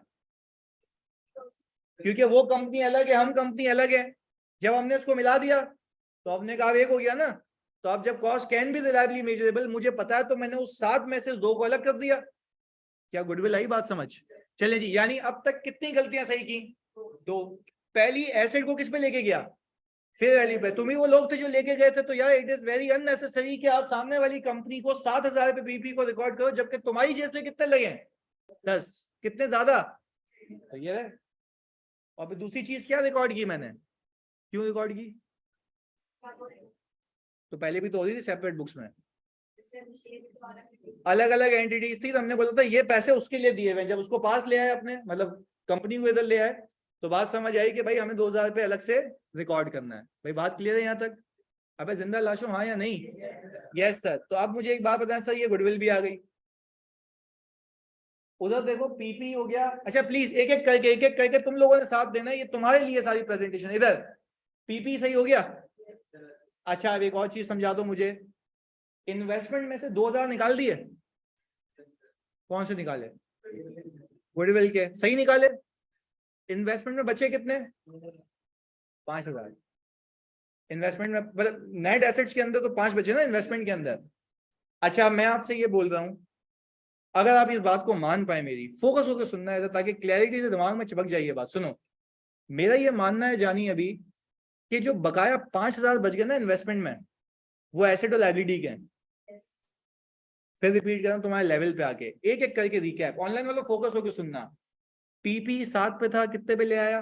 10 पे। तो सर यहाँ तो 15 पे आ रहा है, 5 मेरा भी तो था। ये क्लियरिटी आ गई। अच्छा इस 7,000 की इन्वेस्टमेंट के अंदर एसेट लायबिलिटी के पैसे भी हैं। अच्छा एसेट लायबिलिटी किसकी? सब्सिडरी की। सब्सिडरी की, जिसमें से 2,000 रुपये मैंने क्या किए? बचे कितने? यानी सर लंबी नहीं करें ना, बोले 5,000 रुपये सिर्फ एसेट और लायबिलिटी के बचे हैं। 5,000 रुपये सिर्फ किसके बचे हैं? एसेट और लायबिलिटी के बचे हैं। यहां तक क्लैरिटी है? अच्छा अब मैं आपसे अगर एक बात कहूंगा आप अगर पिक कर दिया तो मजा आ जाएगा। जो 5,000 रुपये एसेट और लायबिलिटी के बचे हैं ना, मैं पूरी इन्वेस्टमेंट हटा रहा हूं। मैं 1 रुपया भी इन्वेस्टमेंट का नहीं दिखाऊंगा। रीजन, क्योंकि वो एसेट और लायबिलिटीज में आ रही है ना अलग से। तुमने इन्वेस्टमेंट में दिखाया तो कितनी बार हो जाएगा? 2 बार। पहले बताओ, वापस से मेरी बात को समझो। 7,000 की investment is the representative of 2 things, goodwill, asset and liabilities. भाई अल्लाह के बंदो, एसेट और लायबिलिटी तुम अलग से लेके आ रहे हो। एसेट और लायबिलिटी तुम अलग से लेके आ रहे हो। तो जब एसेट और लायबिलिटी तुम लोग अलग से लेके आ रहे हो तो उसको इन्वेस्टमेंट में भी दिखाना लाजमी है या इन्वेस्टमेंट को कटा दें? इन्वेस्टमेंट को एलिमिनेट कर देंगे, वरना कितनी बार हो जाएगा? 2 बार। अच्छा जी, तो मैंने एक काम किया सर, मैंने इन्वेस्टमेंट को क्रेडिट कर दिया 7,000 से। इन्वेस्टमेंट को 7,000 से क्रेडिट करने का मतलब यह है कि आपने होल एंड सोल इन्वेस्टमेंट को हटाया और उसके अगेंस्ट में जितनी मालियत अपने पास लाके रिकॉर्ड कर दी, क्योंकि ये investment was the representative of your company जिसको आपने खरीदा है। पहले बताओ बात समझ आई? यानी सर मुझे एक बात बताएं, अब कॉन्सेप्ट को समझो। एक्विजिशन की थी मैंने सब्सिडरी की 7,000 रुपए की। ये 7,000 रुपए के अंदर सब वैल्यूएशन हुई भी थी, तुम लोगों ने की थी मेरे साथ। 7,000 के अंदर वैल्यूएशन हुई भी थी। ये 7,000 उस कंपनी के एसेट और लायबिलिटी को प्रेजेंट कर रहा था, ऐसा है। और साथ साथ उसकी गुडविल को, भाई मैंने उसकी गुडविल से अलग से रिकॉर्ड कर ली। मैंने कहा जो उसके एसेट्स और लायबिलिटीज है वो भी ले आऊंगा तो क्या इन्वेस्टमेंट रखने की नीड है, या मैं अपने शेयर होल्डर्स को ये बताऊं कि इस इन्वेस्टमेंट को अगर मैं फोरगो करूं तो उसके एसेट्स और लायबिलिटीज मेरे हैं, इस इन्वेस्टमेंट को अगर फोरगो करूं तो उसके एसेट्स और लायबिलिटीज मेरे हैं। तो क्या हमने यही किया? पक्की बात है, ये जानी क्लियर है पीछे? पक्की बात है। ओके, ऑनलाइन और प्लीज कंफर्मेशन दो। 3 एंट्रीज अभी तक हुई हैं। पीपीई को फेयर वैल्यू पे ले गया, गुडविल रिकॉर्ड कर ली, इन्वेस्टमेंट को हटा दिया। अब जल्दी से बताओ मुझे, तुम लोग क्लियर करो, ये 7,000 रुपए की इन्वेस्टमेंट में 2,000 रुपए किसके थे? वो अलग से आ गई, तो इन्वेस्टमेंट में आनी चाहिए, हटा दें। तो बाकी 5 क्यों हटाए? तो वो एसेट्स लायबिलिटी, यानी कंसोलिडेशन का कॉन्सेप्ट ये है कि सेपरेट बुक्स में जब आप कहते हो मैंने उस कंपनी को खरीदा, तो फिर कंसोलिडेटेड बुक्स में आप कहते हो कि इस इन्वेस्टमेंट को फोरगो करके एसेट्स ले आया। This is the basic concept of consolidation. पहले बताओ यहां तक बात क्लियर है? आगे सुनो, अभी कहानी खत्म नहीं हुई। ये इन्वेंट्री कैसे आ रही है 1000 की? क्योंकि हमने इन्वेस्टमेंट को हटा दिया ना, तो अलग से तो रिकॉर्ड करूंगा ना। तो सर सिंपल एक कहानी करें कि जब भी मैं किसी सब्सिडरी की कंसोलिडेशन करूंगा तो इन्वेस्टमेंट को हटा दूंगा, एसेट्स को फेयर वैल्यू पे ले जाऊंगा और गुडविल रिकॉर्ड कर दूंगा, पर along with all the logics. बात क्लियर है? चलें जी। सर टोटल कितना आ गया? पहले कितना आ रहा था? तो पहले सही था, आप सही है, सारी वैल्यूएशन के बाद। क्लैरिटी है यहां तक? आगे सुनिएगा। सब्सिडरी का शेयर कैपिटल कितना था? 1000। मैंने आपको तस्वीर लेने को बोला था, देखो सब्सिडरी का शेयर कैपिटल कितना था? 1000। अब जरा एक बात समझो, मैं बहुत ही क्लैरिटी से एक बात बताऊंगा। यहाँ पे, यहां तक मैंने आपको सिखा दिया, अब खाली एक चीज सिखा रहा हूं मैं, इधर फोकस के साथ। क्या ये बात मानते हो कि ये जो शेयर कैपिटल है, ये वाला 1000 का, ये सब्सिडरी का है, और अभी जो गलत वाली कंसोलिडेशन हुई है उसके अंदर ये ऐड है? अच्छा, अब तुम लोग प्लीज खाली यहाँ पे साथ दे दो ना, तो मजा आ जाएगा, कंक्लूड जाएगा कॉन्सेप्ट। क्या मैं कह सकता हूँ अलग अलग कंपनी है तो ये इशू हो रहा है कि मैंने इसको शेयर इशू किए हुए हैं? अलग अलग कंपनी है तो ये शो हो रहा है कि इस कंपनी ने उस कंपनी को शेयर इशू किए हुए हैं, और ये इस कंपनी का मालिक है, पर जब अलग अलग है। आप मुझे एक बात बताएं, जब आपने इसको मिला दिया तो ऐसा नहीं लगेगा आपने अपने आप को शेयर इशू किए हुए? बात समझें। आप कह रहे हैं presentation of a group as a single entity. Single entity का मतलब यह है कि एक ही शेयर कैपिटल होगा और सारा सरमाया मेरा होगा। तो इस जो अभी हमने सवाल किया आपके साथ ये वाला, यहाँ पे सर मुझे एक बात बताते हैं, हमने जो यहाँ पे ये लेके आए, इस 3000 के अंदर 1000 किसका है? सब्सिडरी का। मैं ये कह रहा हूं कि भाई सब्सिडरी के 1000 का कैपिटल का ओनर मैं हूं, ऐसा ही है। ये सब्सिडरी का 1000 का कैपिटल ये बता रहा है मैंने इसको शेयर इशू किए हुए हैं, यहाँ की इन्वेस्टमेंट ये बता रही है मैंने इसमें इन्वेस्टमेंट की हुई है। पर जब मैंने इन दोनों को मिला दिया, जब मैंने इन दोनों को, आप प्लीज मुझे क्लियर करें जानिए, जब मैंने इन दोनों को मिला दिया तो अब ऐसा नहीं लग रहा कि अपने आप में इन्वेस्टमेंट हुई हुई है? और अच्छा, इन्वेस्टमेंट कभी अपने आप में होती है, बाहर होती है? तो तभी तो भाई अभी एंट्री में सिखाया, दूसरी लॉजिक दे रहा हूं कि इन्वेस्टमेंट को भी तो हटा दिया था ना। तो मुझे एक और बात तो बताओ कि सामने वाली कंपनी का जो शेयर कैपिटल आ रहा है वो भी क्या करूं? अच्छा, पहले क्यों आ रहा था? अलग अलग था। देखो अब इसको विजुलाइज करो, इन्वेस्टमेंट 7,000 की इसमें की हुई है, शेयर उसको इशू हुए हैं, अब तक सही है? जब मैं मिला दूं इनको, क्या मसला है? अपने आप को शेयर इशू किए हुए, तो क्या शेयर कैपिटल ऑफ सब्सिडरी को रखूं या हटा दूं? तो सर हमने यहाँ पे क्या किया, इन्वेंट्री के बाद हमने शेयर कैपिटल ऑफ सब्सिडरी को हटा दिया। यानी एक तीसरा कॉन्सेप्ट एंटर हुआ कि आप सब्सिडरी के शेयर कैपिटल को कंसोलिडेटेड बुक्स में नहीं दिखा सकते। क्यों? क्यों? क्योंकि ऐसा लगेगा अपने आप को शेयर इशू किए हुए, जबकि कभी भी अपने आप को शेयर इशू नहीं हो सकते। ये हमने हटा दिया। यहां तक क्लैरिटी है? पक्की बात है? यानी सर, यानी अब तक का रिकैप, पीपी को किस पे ले गए? जितने मैंने ज्यादा पैसे दिए हैं। गुडविल रिकॉर्ड की, इन्वेस्टमेंट को क्यों हटाया? डबल रिकॉर्ड हो जाता। अच्छा, इन्वेस्टमेंट को हटाने के अब 2 रीजन हो गए, एक तो डबल रिकॉर्ड हो जाता, वरना ऐसा लगता है कि अपने आप में इन्वेस्टमेंट की हुई है। कितने रीजन हो गए? पहला रीजन डबल रिकॉर्ड हो जाता, और दूसरा रीजन, देखो अगर विजुलाइज करो तो ये इन्वेस्टमेंट कह रही है उसमें हुई भी है, ये शेयर कह रहे हैं उसमें इशू हुए हैं, तो मुझे बता दोनों को मिला दिया तो ऐसा लगेगा अपने आप में इन्वेस्टमेंट की हुई है, ऐसा लगेगा अपने आप को शेयर इशू किए हुए, जो कि हो नहीं सकता। बात क्लियर है? तो इन्वेस्टमेंट को हटाने के कितने रीजन?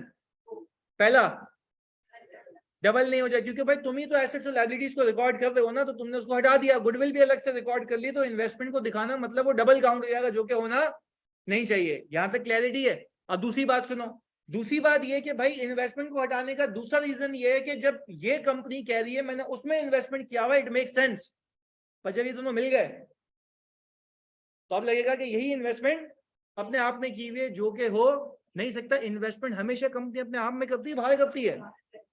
तो पहले बाहर की हुई थी ना, तो जब मिला दिया तो उसको रहने दें, हटा दें, यही किया हमने। यानी बात क्लियर है? कोई सवाल पूछे थे तुम? अभी बता देता हूं भाई, मुझे एक बात बताओ, चलो यूं यूं समझते हैं, इन्वेस्टमेंट की बात समझ आ रही है? अब ये इन्वेस्टमेंट को फ्री में मिली है, शेयर्स खरीदे इसने। अच्छा, वो 1000 के शेयर क्या बता रहे थे कि XYZ को इशू हुए हुए, ऐसा है? अब तुमने इस कंपनी को मिला दिया, इस कंपनी को, जब तुमने उस इन्वेस्टमेंट को हटाया तो ऐसा नहीं लगेगा अपने आप को शेयर इशू हुए? शेयर किसको इशू होते हैं? बाहर। तो अगर मैं इस 1000 को रहने दूंगा तो क्या लगेगा? तो मैंने रहने दूं या हटा दूं? हटा दिए, सही है, just for the sake of presentation. अच्छा, क्या इससे क्या वो सामने वाली कंपनी तबाह बर्बाद हो गई या वो अपनी जगह है? This is just for the sake of consolidation. क्या आप अपनी मालियत बता? अच्छा, आप खुद सोचो, presentation of a group as a single entity, सुनना, presentation of a group as a single entity का मतलब है सिंगल एंटिटी का कैपिटल आएगा। किसका? जो कि पेरेंट ग्रुप का मालिक, वो भी रीजन हटाने का। क्लियर है? चले जी, अब आगे। अच्छा ओके, अब आगे सर मुझे एक बात बताओ, अब एक एग्जांपल है, फिर ये कंक्लूजन है। भाई शेयर कैपिटल तक क्लियर है? ओके जी, यानी आज के बाद मैं आपसे पूछूं, कंसोलिडेटेड बुक्स में इन्वेस्टमेंट आएगी? आएगी नहीं आएगी? जल्दी रीजन बताओ, कितने रीजन?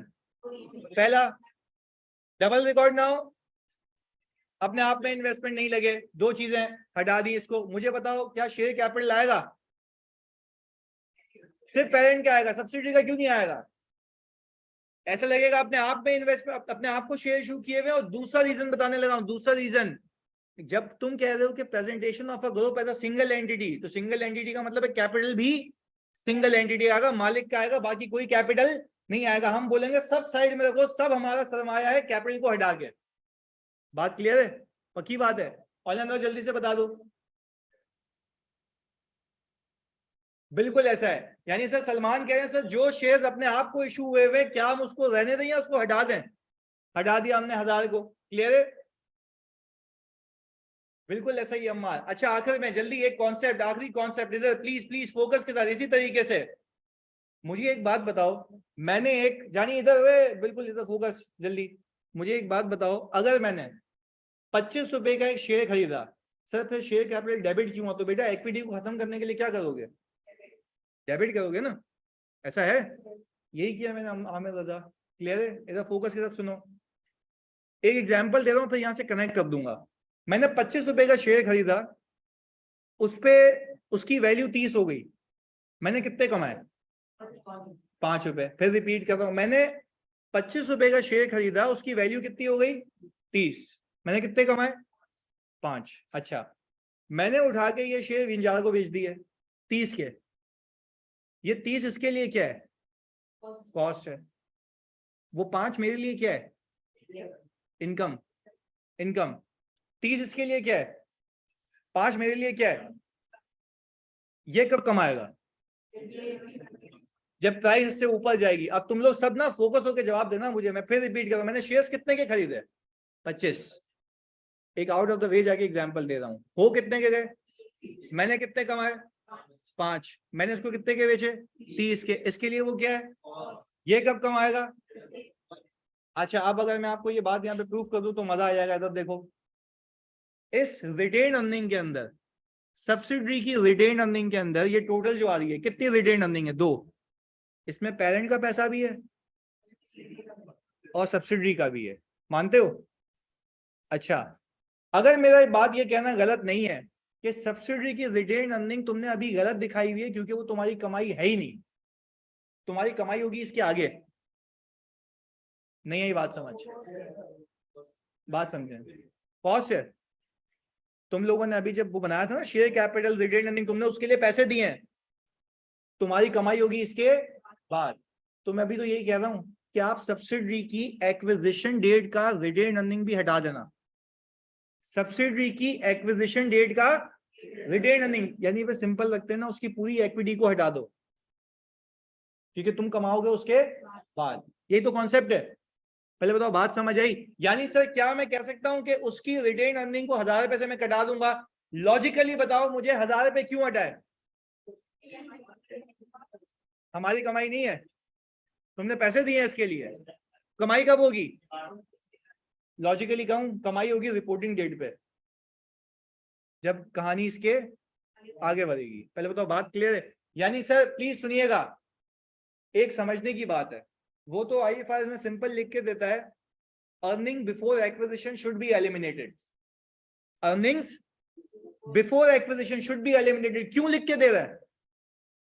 क्योंकि कॉस्ट या इनकम कब होगी? इसके बाद। यानी सर अब एक समरी इसकी, तो सर हमने यहाँ पे रिटेन अर्निंग लिखा, लायबिलिटीज लिख दी, और बैलेंस शीट हो गई tally. This is the basic consolidation. पहले दिन पे ये होता है, ये सिखाया आज। चलें लिखना बंद, एक चीज पे हम कंक्लूड करेंगे क्लास को जल्दी से। तुम लोग मुझे प्लीज बताओ, सबसे पहले किसी कंपनी को खरीदने के लिए ऐसी खरीदने या वैल्यूएशन? वैल्यूएशन में एसेट्स की वैल्यूएशन या लायबिलिटीज की या नेट एसेट्स की? नेट एसेट्स की बुक वैल्यू को किस पे लेके जाओगे? फेयर वैल्यू पे। अच्छा अगर उससे ऊपर दिए पैसे तो गुडविल के लिए। यानी your investment will be the sum of two things, पहली, दूसरी गुडविल। अच्छा आपने उसके लिए क्या किया होगा? इन्वेस्टमेंट डेबिट कैश, वो करके आपने साइड में लगा दिया होगा। ये एंट्री कौन सी बुक्स में बनी होगी? सेपरेट बुक्स में। सेपरेट बुक्स ये बता रही है मैंने इन्वेस्टमेंट की हुई है सब्सिडरी के अंदर। अब कंसोलिडेशन कौन करेगा? सेपरेट बुक्स बनाने के बाद। अच्छा जब मैं कंसोलिडेशन कर रहा हूँ तो मुझे कुछ चीजें याद आएंगी, क्योंकि वैल्यूएशन में कर चुका हूं। उसकी किताब में जो भी पीपी है, क्या उसको उस पीपी को उस पे रहने दूंगा या फेयर वैल्यू पे ले जाऊंगा? रीजन, क्योंकि हमें महंगा पड़ा, एक साथ की चीज मुझे कितने में पड़ी, तो फेयर वैल्यूएशन करूंगा। सब्सिडी ने क्यों नहीं की?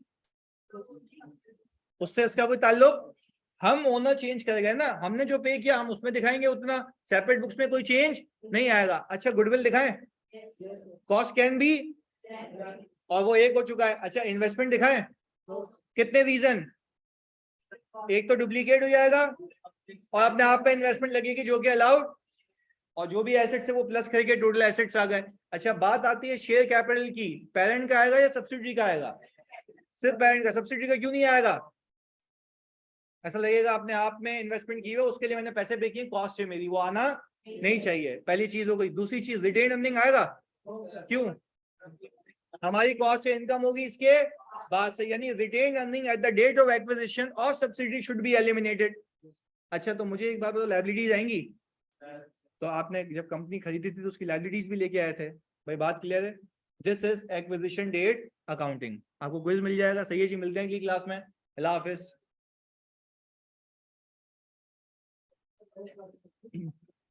ये मैं आपको देता हूँ ना अभी पूरी पीडीएफ हमेशा। देखो सेपरेट बुक्स तो ये बता रही है ना इन्वेस्टमेंट है, कंसोलिडेशन में हट जाती है। यस सेपरेट बुक्स में